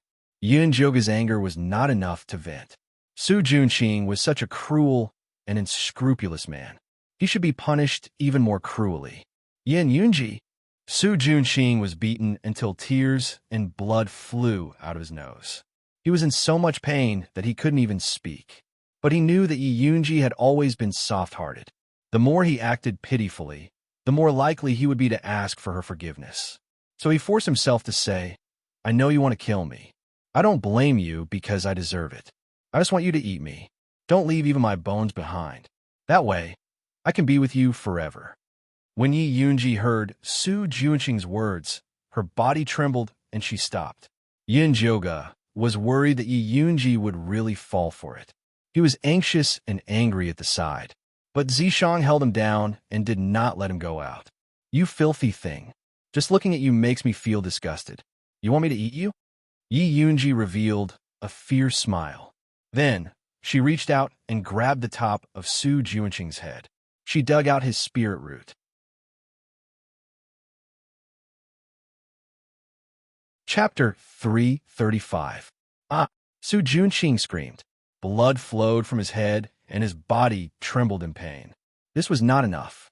Yi Yunji crippled Su Junqing's dantian with a kick. Then, She stabbed her fingers into his face like knives and injected the frigid corpse poison into him. Su Junxing felt like he had fallen into a bottomless ice cave. The pain on his face and body was enough to drive him crazy. He screamed and lost consciousness. Yi Yunji put Su Junxing down from the vine and threw him to the side like trash. Then, she walked towards Yunjioga. You let him go just like that. Yunjioga glanced at Su Junxing. He saw that he had been hit by Yi Yunji's frigid corpse poison. Not only was his spirit cultivation destroyed, his face and body were covered in tumors. He looked more disgusting than a toad. It was a horrible sight. Letting him live is the most painful thing. Someone will take care of him when we get back. Yi Yunji's expression was calm. The beating just now had vented a lot of her anger. After knowing that Su Junxing's final outcome would be worse than death, she did not pay any attention to him. Then what do you plan to do next? Yunjioga asked. Yi Yunji's corpse control curse had been removed. She had regained her previous consciousness. She could choose a new path to live. Although Een Corpse sect would still try to harm her if they found out, it would not be a problem if she found a place far away from Een Corpse sect to live in seclusion. I'm already a dead person. I should go where the dead should go, Yi Yunji said calmly. You want to die? Yunjioga did not expect Yi Yunji to choose this path. I died a long time ago. All that's left is a wisp of my soul. I won't last long. Yi Yunji was very calm about death. She had lived a failure in this life. There was nothing left for her. The only thing she was worried about was her younger brother, Yi Yu. She had committed heinous crimes, but her younger brother had never given up on saving her. Towards this younger brother of his, he really owed too much. Junior brother Yunjioga, you are Yi Yu's friend. I want to ask a favor of you. Yi Yunji had never seen Yunjioga's real body. Naturally, she thought he was a man like the Een Corpse sect disciples. Please speak. As long as it is within my means, I will definitely not refuse, Yunjioga said solemnly. I don't have anything on me. I don't have anything to leave for my little brother. The only thing I have is this Een Corpse body, so I ask you to give my body to Yi Yu after my consciousness disappears. From now on, she would protect her little brother by his side, forever protecting him. I can take you to find Yi Yu, but your face. Yunjioga was in a bit of a dilemma. He was afraid that the news would be leaked and lead to the Een Corpse sect's pursuit. You don't have to worry about that. Yi Yunji smiled and touched her forehead with her finger. Her hair, eyebrows, and eyelashes all turned snow-white. The dazzling red mole between her eyebrows instantly froze into an ice sculpture and fell into her palm. Her pale white skin slowly cracked, covered with countless small black cracks. She looked like a failed puppet, completely different from the beautiful Een Corpse from before. Yi Yunji reached out her cracked hand and dug out the treasure map from her right arm. Then she gave it to Yunjioga. I'll ask you one more thing. Don't tell Yi Yu that this is my real body. Let him think that I'm already dead and that my corpse is buried in a sea of flowers. He knows that I love flowers the most. Yi Yunji revealed a grin, giving off an indescribably terrifying feeling. All right, Yunjioga took the treasure map with a heavy heart. This ice sculpture, help me give it to a disciple from the bloodthirsty sect called Thin Monkey. Although he isn't a good person, he treats me well. Yi Yunji gave the red mole that had turned into an ice sculpture to Yunjioga. During her days in the bloodthirsty sect, because she was worried that she would be sent to the blood cave as a cauldron, she lived in fear every day and night. It was Thin Monkey who gave her a trace of warmth in her darkest time. She always remembered this kindness. In order to save you, Thin Monkey died after helping us break the sect protecting array. Yi Yu has already taken his ashes, Yunjioga said as he took the ice sculpture. Yi Yunji was stunned. After a while, she said, then I'll put this red mole into his ashes. All right. Yunjioga nodded and then asked, is there anything you're worried about? Something I'm worried about? Yi Yunji's eyes flashed with a trace of confusion. She had sealed her Een energy in her right arm, so as long as she didn't use it, no one would discover her special physique. Everything that needed to be said had already been said. There was nothing she couldn't let go of. If there was anything she couldn't let go of, then there was only one thing. Yi Yunji's eyes fell onto Su Junqing, who was like mud in the corner. She gave a soft sigh and said, "After he's tortured, help me give him a release." "All right." Yin Jioga nodded. Yi Yunji really was a loyal woman. Even if she hated Su Junqing, she would still give him a trace of pity. Such a good woman, why was her life so bitter? "Thank you. You're also a good person." Yi Yunji left behind a final smile. Her black eyes gradually lost their light, and she completely disappeared from this world. Yin Jioga looked at Yi Yunji with a sad expression. The only thing she could do now was to send Yi Yunji back to Yi Yu's side. But she didn't know how to send such a terrifying Yin corpse to Yi Yu. She didn't know what he would think. Before Yin Jioga could think of a way, she heard Zishang seriously say from the side, "Quickly put her away. The Peach King is about to ripen." Yin Jioga turned to look and found that the Peach King had already turned into a perfect human figure. A tall nose, handsome eyes, perfect facial features, and a tall and slender figure. If it was placed in the human race, it would be a rare handsome man. It was a pity that the bloody aura on its body was incomparably thick. On the peach tree branch, the left half of the peach was condensed from blood, filled with a fierce aura, while the right half was carved from jade, filled with a delicious spiritual energy. The two colors did not have a clear boundary. Rather, they were fighting for territory in the middle. Sometimes it was red, sometimes it was green, but in general, the green color was at a disadvantage. "What I need to do to help you?" Yin Jioga quickly used Su Junqing's corpse refining bag to put Yi Yunji away. "Just watch from the side," Zishang said as he placed his palm on the Peach King's chest. Noodles, the bloody aura on the Peach King's body found an outlet, and it was like a river bursting its banks, surging towards Zishang. The camouflage on Zishang's body was instantly destroyed. His long silver-gray hair became the white of moonlight, and a purple horn grew out of his head. His eyes became purple with vertical pupils, and his two long legs turned back into the shape of a snake, coiling tightly on the ground. The stench of blood was like a raging sea crashing onto his body, forcing him to retreat little by little. The entire underground cave was shaking, and countless rocks fell from the sky, as if it would collapse at any time.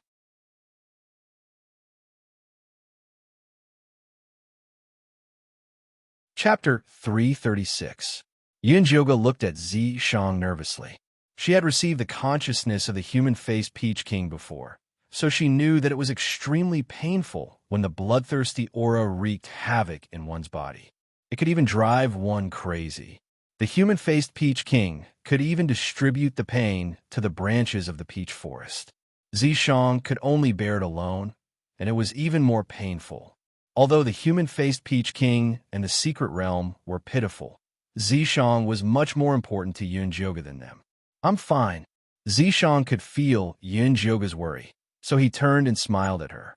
A drop of blood rolled down his pure white face. His smile was even uglier than crying. "Is this peach really that important? Is it more important than your life?" Yin Jioga looked at Zishang with heartache. His handsome and devilish face was covered in sweat. Even the scales on his tail had turned red.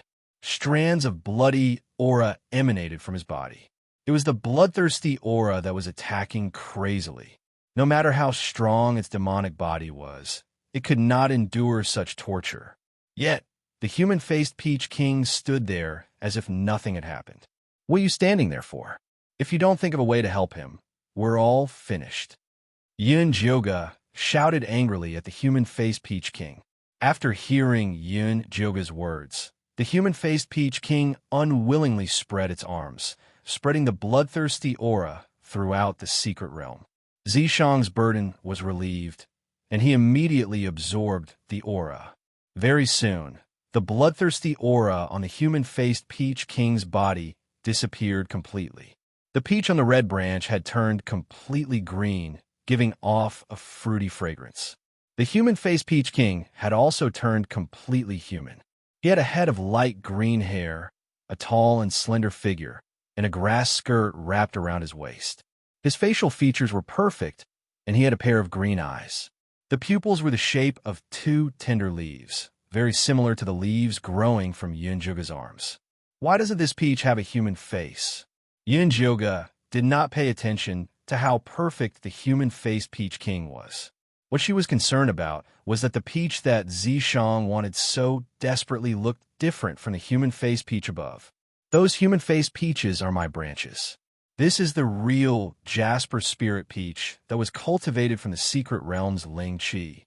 The human-faced Peach King reached out and plucked the Jasper Spirit Peach, then handed it to Yunjuga. Yunjuga did not take it. Instead, he looked at Zishang. After all, this was a treasure that he had risked his life to obtain. Store in a jade box. Zishang gestured to Yunjuga.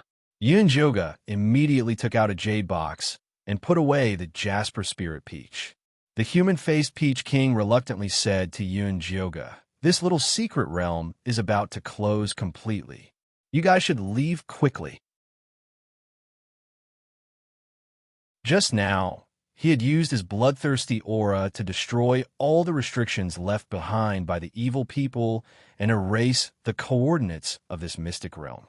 In the future, he would completely leave the sight of the human race. And what about you? Yunjuga was a little worried that something would happen to the human-faced Peach King. After all, it had given her a wood spirit and a peach. I can't leave my main body yet. I'll be able to leave the small mystery realm after I've completely transformed. At that time, I'll look for you and repay you for saving my life. A gentle light flashed through the human-faced Peach King's green eyes. He really liked this girl called Yunjuga in front of him. Her scent was very fragrant, and it could calm his raging heart. Unfortunately, the Yao called Zishang was too scary. Otherwise, he would really want Yunjuga to stay behind to accompany him. Then I wish you all the best. Yunjuga still didn't know that the human-faced Peach King had designs on her. She even politely gave her blessings. The human-faced Peach King immediately revealed a joyful expression. He nodded heavily and said, "Okay, I'll definitely look for you. It's getting late, let's go."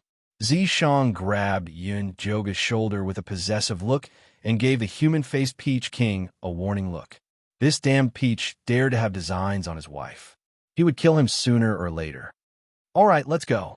Yunjuga didn't forget to bring the unconscious Su Junxin with her when she left. However, she wasn't willing to touch him directly, so she used a rope to tie him up and drag him to the ground. At this time, the human-faced mountain was already shaking and the mountain rocks were collapsing. The entire small mystery realm was on the verge of destruction. The disciples of the Encorp sect were so scared that their faces were pale. Many of them were paralyzed on the ground, waiting for death in despair. Are we going to die here? Little Fatty had a sullen expression. He still had a great life that he hadn't enjoyed yet. The Liu sisters didn't say anything. They only held each other's hands tightly. They were already very satisfied to be able to live and die together. The only pity was that they couldn't get revenge on their uncle's family. Iceheart Lotus was still waving the frostbone spike in her hand as she fought. Wolf Fong, Bailon, and the Han brothers were also desperately looking for a way to leave, but they were disappointed again and again. Just as everyone was in despair, a clear voice rang out like the sound of nature. "Everyone, come quickly. There's a passage here that can leave." The people of the Encorp sect raised their heads and saw Yunjuga standing in front of a pitch-black spatial passage, waving at them desperately. At that moment, everyone remembered her bewitching and beautiful corpse-poison face. They were so shocked that they froze on the spot. "What are you all standing there for? Come quickly," Yunjuga shouted again. Only then did everyone come to their senses. They rushed towards Yunjuga, wailing like ghosts and howling like wolves. "What the hell are you squeezing? You'll only break the passage if you all rush in like a swarm of bees." One by one, the disciples of peak number 2 go in first, then peak number 1, peak number 3, peak number 4, peak number 5. If you don't F Asterisk King listen to me, believe it or not, I'll destroy the passage right now. Yunjuga took out her bone spike and attacked Wolf Fong, the Han brothers, and Bailon. She was standing beside the passage now.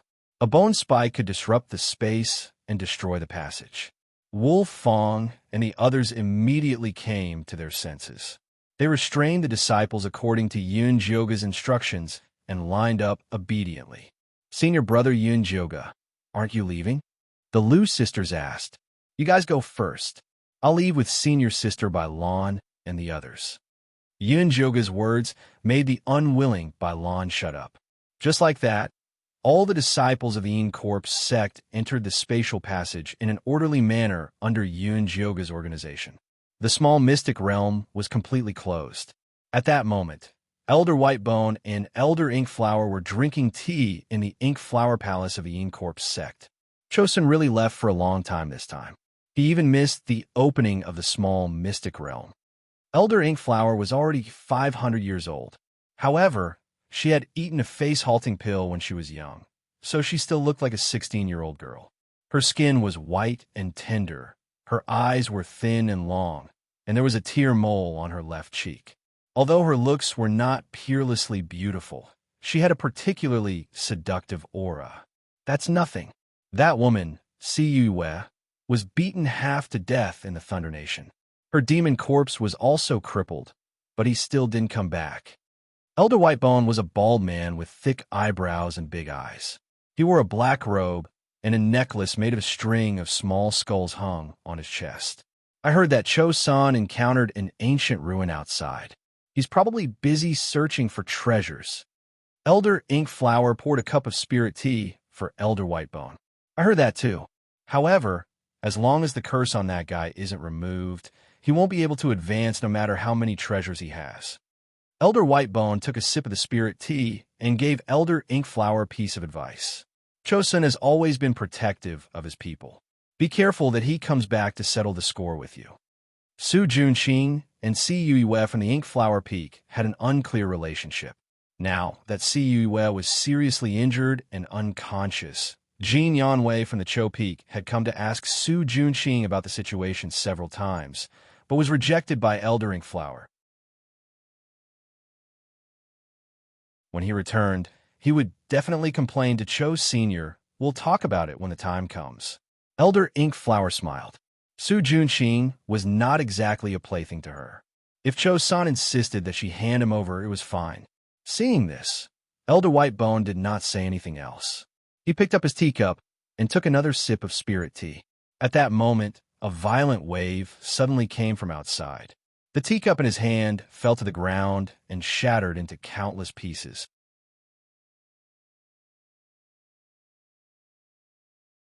Chapter 337. Something happened to the little secret realm. Elder Whitebones' figure immediately disappeared from the spot. Elder Mo Hua also hurriedly followed. A violent ripple came from the entrance of the Great Bear Mountain, as if someone had forcefully torn open a crack in space. It's not time yet. Why would the little secret realm open? Elder Whitebones' expression was extremely ugly. This little secret realm was extremely important to the Yin Corps sect, so the nascent soul-old ancestors of the sect worked together to set up a restriction that could only be opened with their special tokens. Not good. The restriction of the little secret realm is starting to disappear, and the coordinates have also disappeared. Elder Mo Hua calculated, and his expression immediately changed. The restriction had disappeared, and the coordinates had disappeared. Even if the nascent soul-old ancestors came, they would not be able to enter the little secret realm. Elder Whitebones' heart was also burning with anxiety, but the spatial distortion was so severe that he did not dare to barge in recklessly. At this time, the crack in the secret realm became larger and larger, and following that, a red aura spewed out, and countless Yin Corps sect disciples were spat out. Wolf Fong, Bai Lan, Elder Whitebones, and Elder Mo Hua immediately saw the disciples of their respective sections. Master, Wolf Fong and Bai Lan had just landed on the ground and were still dizzy and nauseous. What's going on? Elder Mo Hua stepped forward and sent Bai Lan flying with a slap. After landing, Bai Lan knelt down reflexively and said hurriedly, Master, please don't be angry. This disciple also does not know what is going on. Elder Whitebones was much more lenient towards his own disciples. He first checked Wolf Fong's situation, and seeing that he was not injured, he asked, "Where are the human-faced peaches? How many did you guys pick?" Since they could not find the little secret realm, they should at least get their hands on the human-faced peaches first. "Master, those human-faced peaches were all swallowed by a blood-red vine, and we only managed to pick a few with great difficulty." Wolf Fong took out his storage bag and found that the human-faced peaches he had placed inside had disappeared without a trace, leaving only a handful of red powder. The Han brothers and the rest also hurriedly checked their own storage bags and found that the same thing was happening. Elder White Bones frowned as he looked at the red powder and sent out a wave of divine sense to scan it. Elder Mo Hua also followed immediately. The divine sense of 2 golden core ancestors was not something that ordinary disciples could withstand. Many low-level disciples fainted due to the splitting headache, and the rest were covered in cold sweat with painful expressions on their faces. Yunjioga lowered her head and mingled with the crowd. With Zishang by her side, the pressure of a golden core ancestor was really nothing. "Bailan, tell me clearly, what exactly is going on?" Elder Mo Hua's eyes swept across the area, and when he realized that there was no scent of the peaches, a furious expression appeared on his face. "Master, after we entered the small mysterious realm, we found that the situation inside was very different from the information given by the sect. The demonic beast became very ferocious and killed more than half of the disciples." Bailan quickly recounted everything that had happened, especially emphasizing that in order to complete the sect's mission, they had gone through all sorts of hardships to hunt demonic beasts, and even managed to ripen twice as many human-faced peaches as before. But in the end, they had all been swallowed up by a blood-colored vine. It's the human-faced peach king," a weak voice rang out. Elder Mo Hua could tell that it was Su Juanqing's voice and threw out a light lock to pull him out. But before he could reach her, he was once again flung out viciously. Su Juanqing landed on the ground with a thud. His body, which was already in intense pain, felt like it was falling apart. He struggled to get up from the ground, wanting to tell Elder Mo Hua about his encounter with the human-faced Peach King, as well as his experience of being betrayed by that bitchy Yunji. But when he raised his head, he saw a look of extreme disgust in Elder Mo Hua's eyes, as if she was looking at trash. "Junior brother Su, how did you become like this?" Bailan also couldn't help but take a few steps back.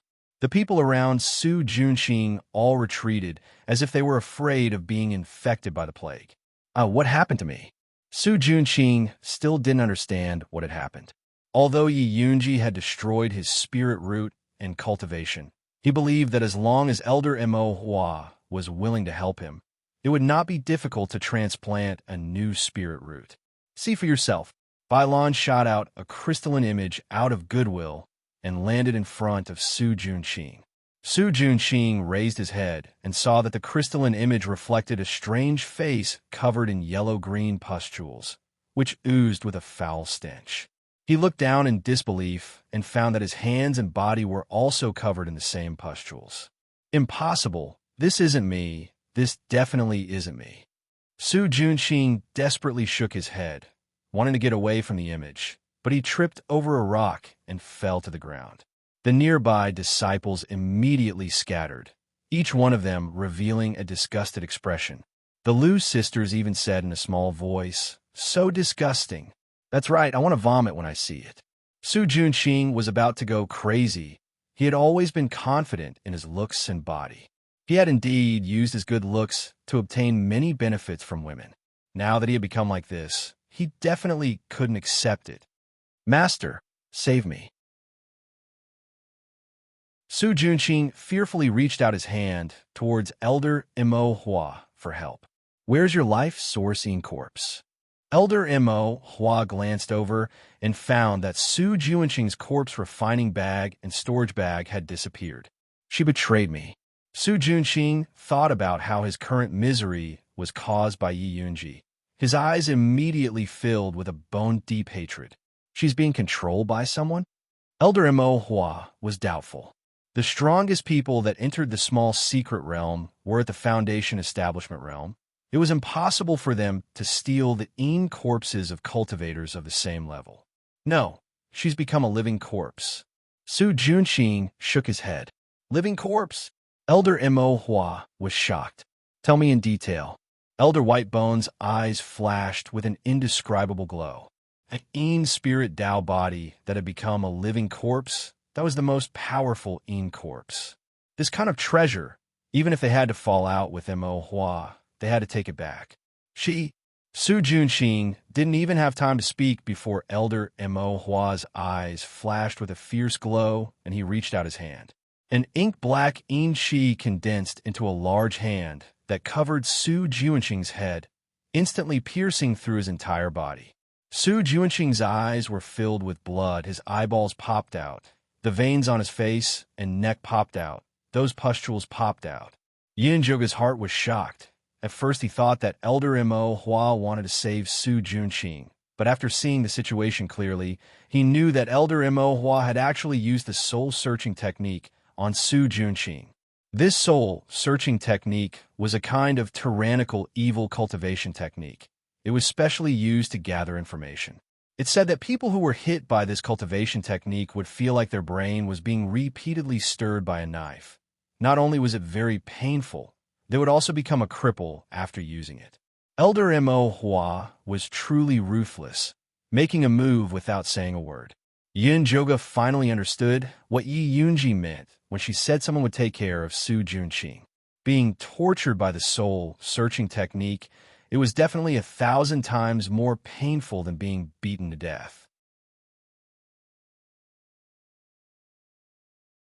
Chapter 338.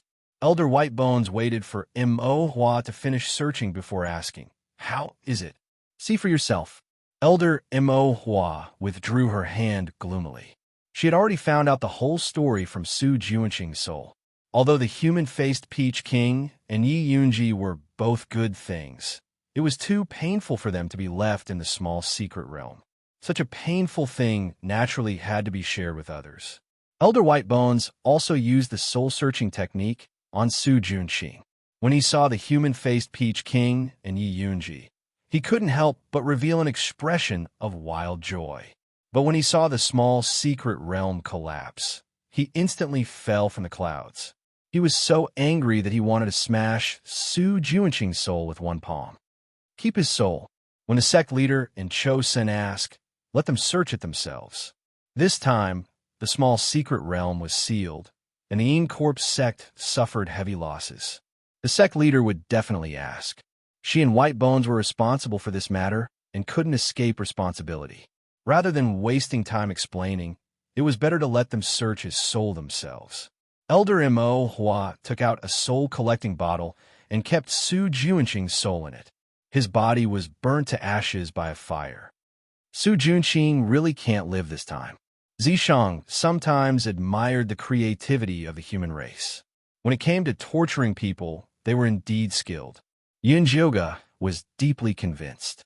Although Yi Yunji begged her to free Su Junqing after he was tortured, this was just the beginning.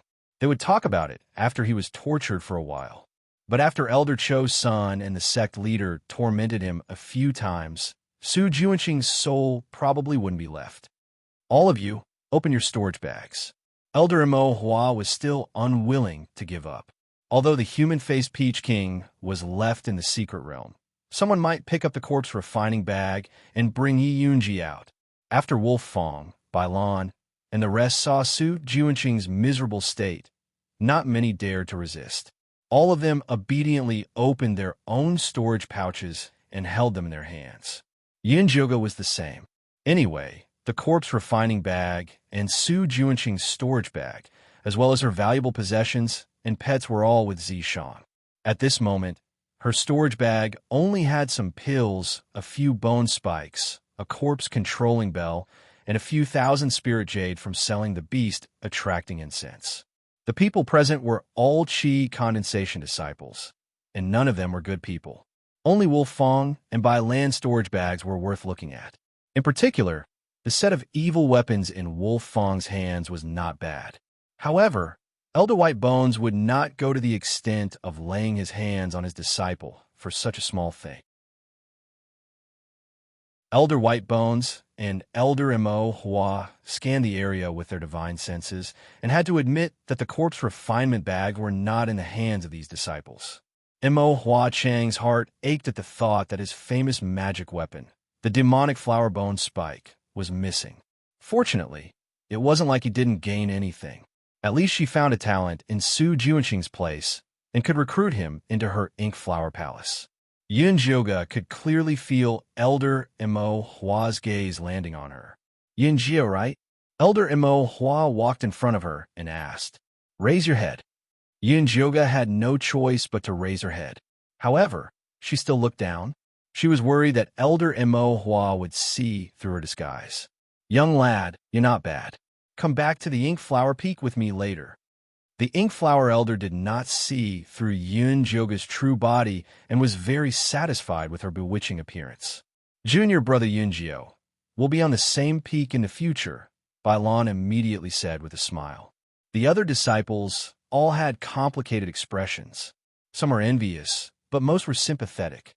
Usually, inner sect disciples only accepted foundation establishment cultivators. No matter how strong one's connections were in the sect, one had to start as an outer sect disciple. The ink flower peak was naturally no exception. Elder Mo Hua had taken Yun Jioga in as a boy toy in the beginning. When his cultivation level increased, he would then become a disciple. However, Elder Mo Hua had always been very good to her children. Just look at Su Juanqing. Therefore, people who wanted to reach the heavens in one step would be envious of her. Yin Jiu appreciates Elder's kindness. However, my cultivation level is still low. I want to stay in the outer sect to continue cultivating. Yin Jioga rejected Elder Mo Hua's invitation without hesitation. Even a real man would not want to be the boy toy of an old witch, much less a fake man. Have you thought it through? Elder Mo Hua's deep voice was filled with pressure. Although she did not completely release the aura of a gold core ancestor, it was enough to make the Qi training stage disciples tremble. The Lu sisters and Ice Heart Lotus were worried for Yun Jioga.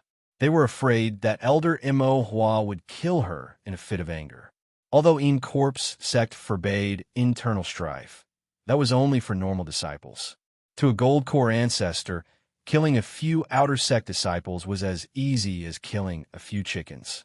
Not only would the sect not pursue the responsibility of the gold core ancestor, it would also blame the outer sect disciples for being blind and offending the gold core ancestor. I've already thought it through. Yun Jioga was neither servile nor overbearing. He did not care about Elder Mo Hua's anger at all. Good, very good. Elder Mo Hua laughed. She had been an In Corp sect for so many years. This was the first time she had seen such a courageous youth. It was really interesting. She decided to play with this youth and teach him how to survive in the In Corp sect. Bailan looked at Yun Jioga sympathetically. She somewhat admired her courage, but also sneered at her ignorance. Offending a gold core ancestor was definitely fatal. If she obediently gave in now, she could still get more benefits. If she came back to beg after being tortured to the point of death, her value would drop greatly. Sigh, she was still too inexperienced. All right, everyone has worked hard in the small mystic realm. Go back and rest. Elder Whitebones said in a good mood. Every year, the disciples who came out of the small mystic realm alive would become the pillars of the sect. This time, it was a good thing that so many people came out alive. The sect had gained a lot of manpower. Thank you, Elder.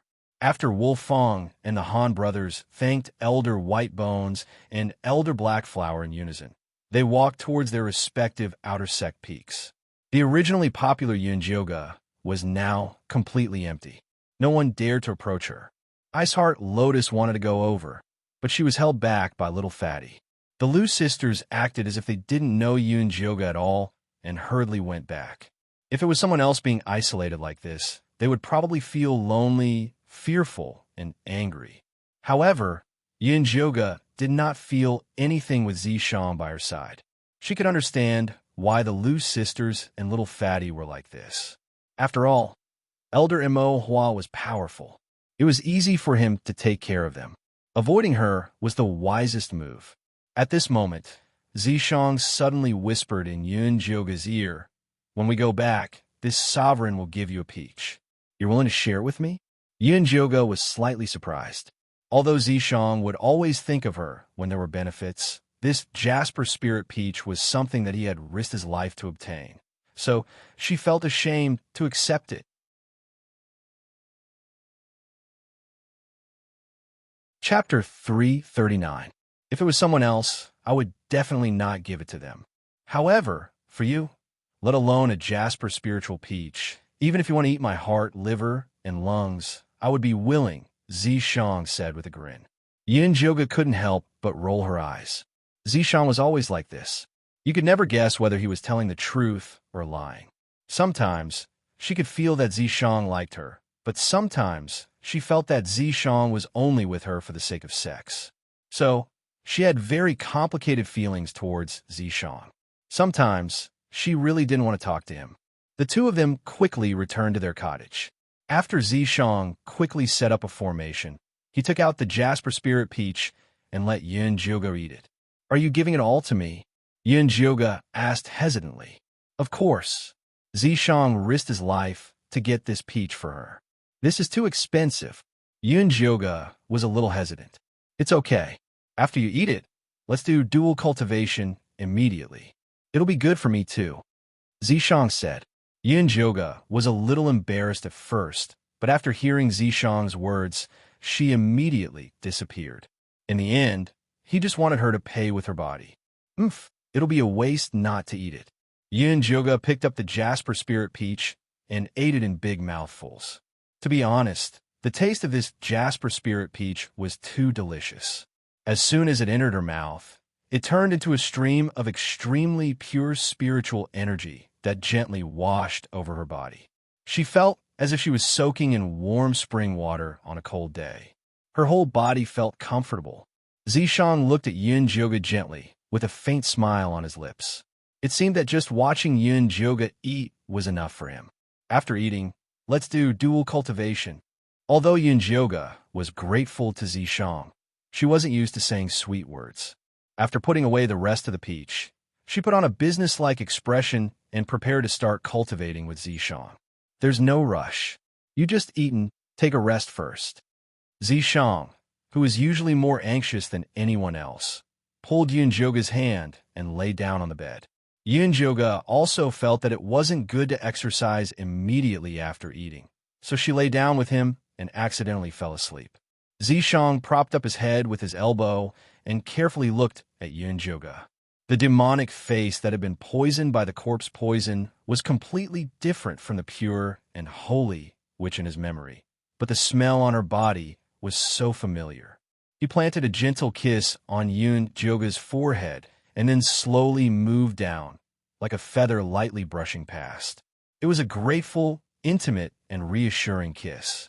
Yun Jioga was in a daze, but he still responded to Zishang's kiss subconsciously. The two of them hugged and kissed intimately, and naturally, they had intercourse. After Yun Jioga woke up, he felt very comfortable. The dual cultivation this time was especially gentle and harmonious, making her feel a sense of security. She did not know whether Zishang loved her or not, but it was true that he treated her well. Moreover, Zishang's attitude towards her had changed a little. He was a little more gentle and considerate towards her. Although Yun Jioga didn't know what was going on, he was very satisfied. More importantly, the 9-layer bone shatter of poison in her dantian was finally removed by 1 layer, leaving only 5 layers. Zishang looked at Yun Jioga with a gentle smile on his face. At this time, the defensive array formation set up in the house rippled. Zishang glanced outside and said, "That little fatty Jean Lin is looking for you," and he brought someone with him. As soon as he finished speaking, there was a knock on the door. Yun Jioga got up and opened the door. She saw a little fatty and a middle-aged man with mid-stage foundation establishment cultivation standing outside. The middle-aged man had a long and thin face. Although he looked handsome, there were faint wrinkles between his brows. He looked like a serious person. "Uncle, this is senior brother Yun Jio. Thanks to him, I was able to come out of the small mystic realm alive." Little Fatty introduced them.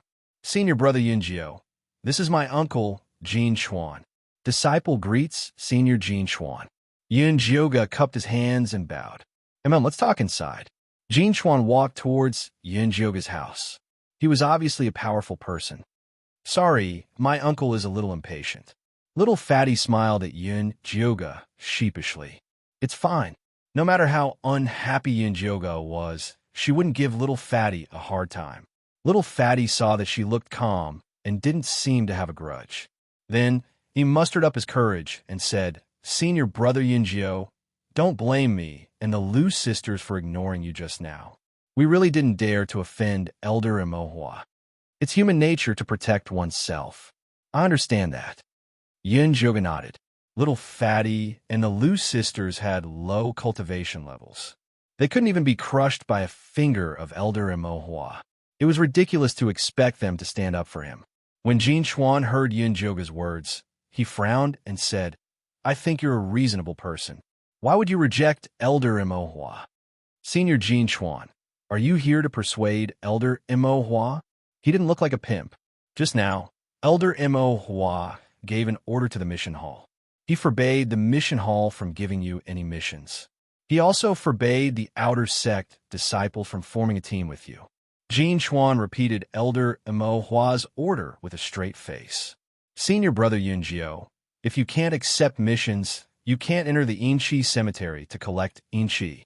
If you can't collect Inchi, you can't refine pills and cultivate. How are you going to survive in the In Corpse sect? Little Fatty's face was full of worry. It was as if he was the one being forced. I have my ways. You don't have to worry about that. Yunjioga's plan was to leave the In Corpse sect to lie low. She would first send Yi Yunji's body to Yiyu. Then, she would return to Thunder Country to visit Mother Qing and the others. She had been away for half a year. She didn't know what was going on in Thunder Country. If she had the chance, she wanted to go to the 100,000 Mountains to find Luo Tian and Junichen. You want to leave the In Corpse sect to cultivate outside. Jin Chuan saw through Yunjioga's thoughts. Yes, didn't they say that disciples in the 5th stage of weapon refining stage can go out to cultivate? This was a rule set by the sect leader. Even if Elder Imohua wanted to go against her, he couldn't openly oppose it. Otherwise, he would be embarrassing the sect leader. The sect leader personally gave the order.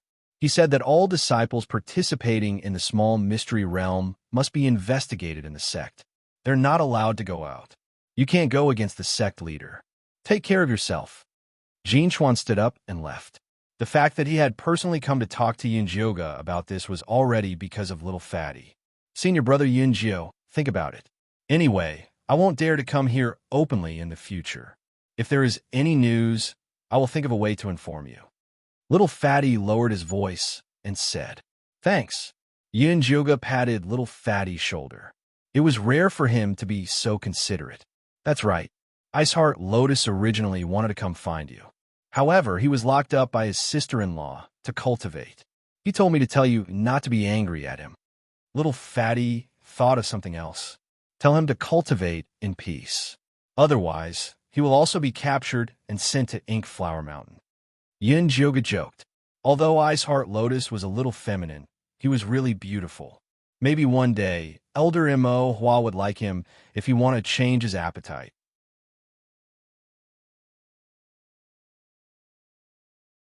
Chapter 340. Hee, I'll definitely help you pass on this message to him. Little Fatty saw that Yunjioga wasn't angry at the Iceheart Lotus, so he happily left. Yunjioga sent Fatty off and had just returned to the house when someone knocked on the door again. She opened the door and saw Wolf Fong, dressed in black, standing at the door. I have something to talk to you about. Let's talk inside. Wolf frowned. It was obvious that the matter was very urgent. Come in. Yunjioga brought Wolf Fong into the house and was about to pour him some hot tea. No need. After Wolf waved his hand to reject, he went straight to the point and said, I heard that you have a mysterious white-bone monkey. The news travels fast. Yunjioga smiled as he poured himself a cup of tea and drank it. She knew that it was impossible for the disciples of Peak No. 2 to help her hide this matter, but she did not expect that they would betray her so quickly. Paper can't wrap fire. As the #1 outer sect disciple, Wolfong was not only famous in Peak 1, he also had some eyes on Peak 2. But this time, the informant told him about this matter because he wanted to beg him to save Yunjoga. The informant felt that Elder White Bones was better than Elder Blackflower. At the very least, he would not let Yunjoga sleep with him. If it fell into Elder Mo Hua's hands, Yunjoga would lose both his life and his wealth. We'll see if we can't, Yunjoga said indifferently. You won't be able to keep the mysterious White Bone. Why don't you offer it to my master and become his disciple? With me looking after the White Bone Peak, your days won't be too difficult. Wolfong was truly concerned for Yunjoga. His master's nickname was White Bone because he was especially knowledgeable about spirit bones. If he knew of the existence of the mystic White Bone Monkey, he would definitely snatch it back. I appreciate Senior Brother Wolfong's good intentions, but the profound White Bone Monkey is very important to me. I don't want to give it away. Yunjoga had raised the profound White Bone Monkey for so long, and he had feelings for it. How could he bear to give it away? Wolf looked at Yunjoga with disapproval. Seeing her determined expression, he hesitated for a moment before lowering his voice and saying, If you don't want to go to White Bone Peak, why don't you try other places? Where? Yunjoga raised his eyebrows and asked. Wolf dipped his finger in the tea and wrote the words Enemy Peak on the table. He had no choice. His master was determined to obtain the mystic White Bone Monkey. If he were to find out that he was actually encouraging Yunjoga to go somewhere else, he would definitely be beaten to death. It was only because Yunjoga had saved him several times that he took such a risk to persuade her. Elder Chosen also wants the mystic White Bone Monkey. Yunjoga had never heard of Elder Chosen's research on spirit bones. No, isn't his disciple, Siyue, seriously injured and unconscious? If you can help him wake her up, he should protect you. Wolfong was just giving Yunjoga a suggestion. Elder Chosen's background was also very complicated. It was said that he was originally at the late Golden Core stage, but when he was trying to break through to the nascent soul stage, he was plotted against. His body shrunk to the size of a child, and his cultivation regressed to the middle Golden Core stage. But even so, he was still one of the most powerful elders in the Corp sect, and even the sect master was very afraid of him. His bloodthirsty bat bone spikes were extremely powerful. The most terrifying thing was that although he had many corpses, no one had ever seen his life-sourcing corpse. It could be imagined just how terrifying his strength was. Many thanks, Senior Brother. I will consider this. Yunjoga seriously nodded. Now that she had offended Elder Mo Hua and Elder White Bone, she had to think of a way to survive in the Corp sect. Although Siyue had harmed her before, if she could use Siyue to stir up this mess, then she could postpone her revenge. I heard that Elder Chosan will be back in 7 days. You should prepare early. I'm afraid that the matter of the mystic White Bone Monkey can't be hidden for a few days. Wolfong said in a serious tone. The disciples of the Second Peak were all shocked and afraid, so no one thought of betraying Yunjoga for benefits. But it was hard to say when they calmed down. Many thanks for Senior Brother Wolfong's advice. I know what to do. Yunjoga thanked him again and again before sending Wolfong away. His method is indeed feasible. Zishang suddenly said. What method? Yunjoga didn't come back to her senses. Save Siyue. Only by making things more chaotic and involving more people would Yunjoga have a chance of staying in the Corp sect. I think so too. Yunjoga nodded. If she had only offended Elder Mo Hua, she could still delay for a while. But with Elder White Bone, it would be troublesome. If she couldn't deal with them, she could only run. Pack your things first. I will go out and take a look. After Zishang finished speaking, he turned invisible. Yunjoga began to pack the things in the house. After half an hour, Zishang appeared in front of Yunjoga and said, Elder White Bone and Old Witch Mo Hua are busy dealing with the small mystic realm and haven't received any news about the mystic White Bone Monkey. You can still make it if you go to Enemy Peak now. All right, what's wrong with Siyue? Yunjoga had never asked about this. I only used my demon power to seal her consciousness. You will naturally be able to undo it when you go. However, he had already heavily injured Si Yoyue's consciousness. Even if he could save her, he would be an idiot. Then let's go now. Yunjoga left the house and walked towards Enemy Peak. Enemy Peak was located in the north of the Corpse sect. The entire mountain was hundreds of meters tall. The mountain was lush with spirit trees and murmuring water. One could even see long-eared rabbits, petal deer, and other spirit beasts. Not only did it not look like an evil mountain, it looked more like an immortal's residence. Elder Cho-san had not returned with his 2 disciples. The one in charge now was his other personal disciple, Jin Yanwei. Hearing that Yunjoga had come, he was a little curious and asked his disciple to bring her in. Yunjo greets senior brother Jin. Yunjoga cupped her fists and bowed to Jin Yanwei. Junior brother Yunjio, you don't have to be so polite. Sit. Jin Yanwei invited Yunjoga to sit and size her up secretly. He saw that the youth in front of him was not tall, but his figure was very straight. Although his facial features were very delicate and slightly feminine, because of the corpse poison, his demonic red eyes and purple lips diluted the femininity, making him look very evil. One look, and it was obvious that he was an evil disciple. Yunjoga was also secretly sizing up Jin Yanwei. This personal disciple of Elder Cho-san was already at the late stage of foundation establishment at such a young age. It was said that he was the most outstanding genius of the Corpse sect in the past 100 years. Like Elder Cho-san, he was born with spirit roots. Although this identity sounded awesome, because Jin Yanwei had a cute baby face and eyes that were clean and clear, it was obvious that he was well protected. Therefore, it was greatly discounted. However, it was also very possible that Jin Yanwei was pretending to be naive. After all, evil disciples were the best at this. You're tuning into the Romance Rendezvous YouTube channel. We're so grateful for your support, and don't forget to subscribe to join us on this incredible journey through captivating stories. Your generosity through donations truly makes a world of difference, as it's the primary source of revenue that allows me to expand and enhance this channel for you. Thank you from the bottom of my heart for being a part of this adventure.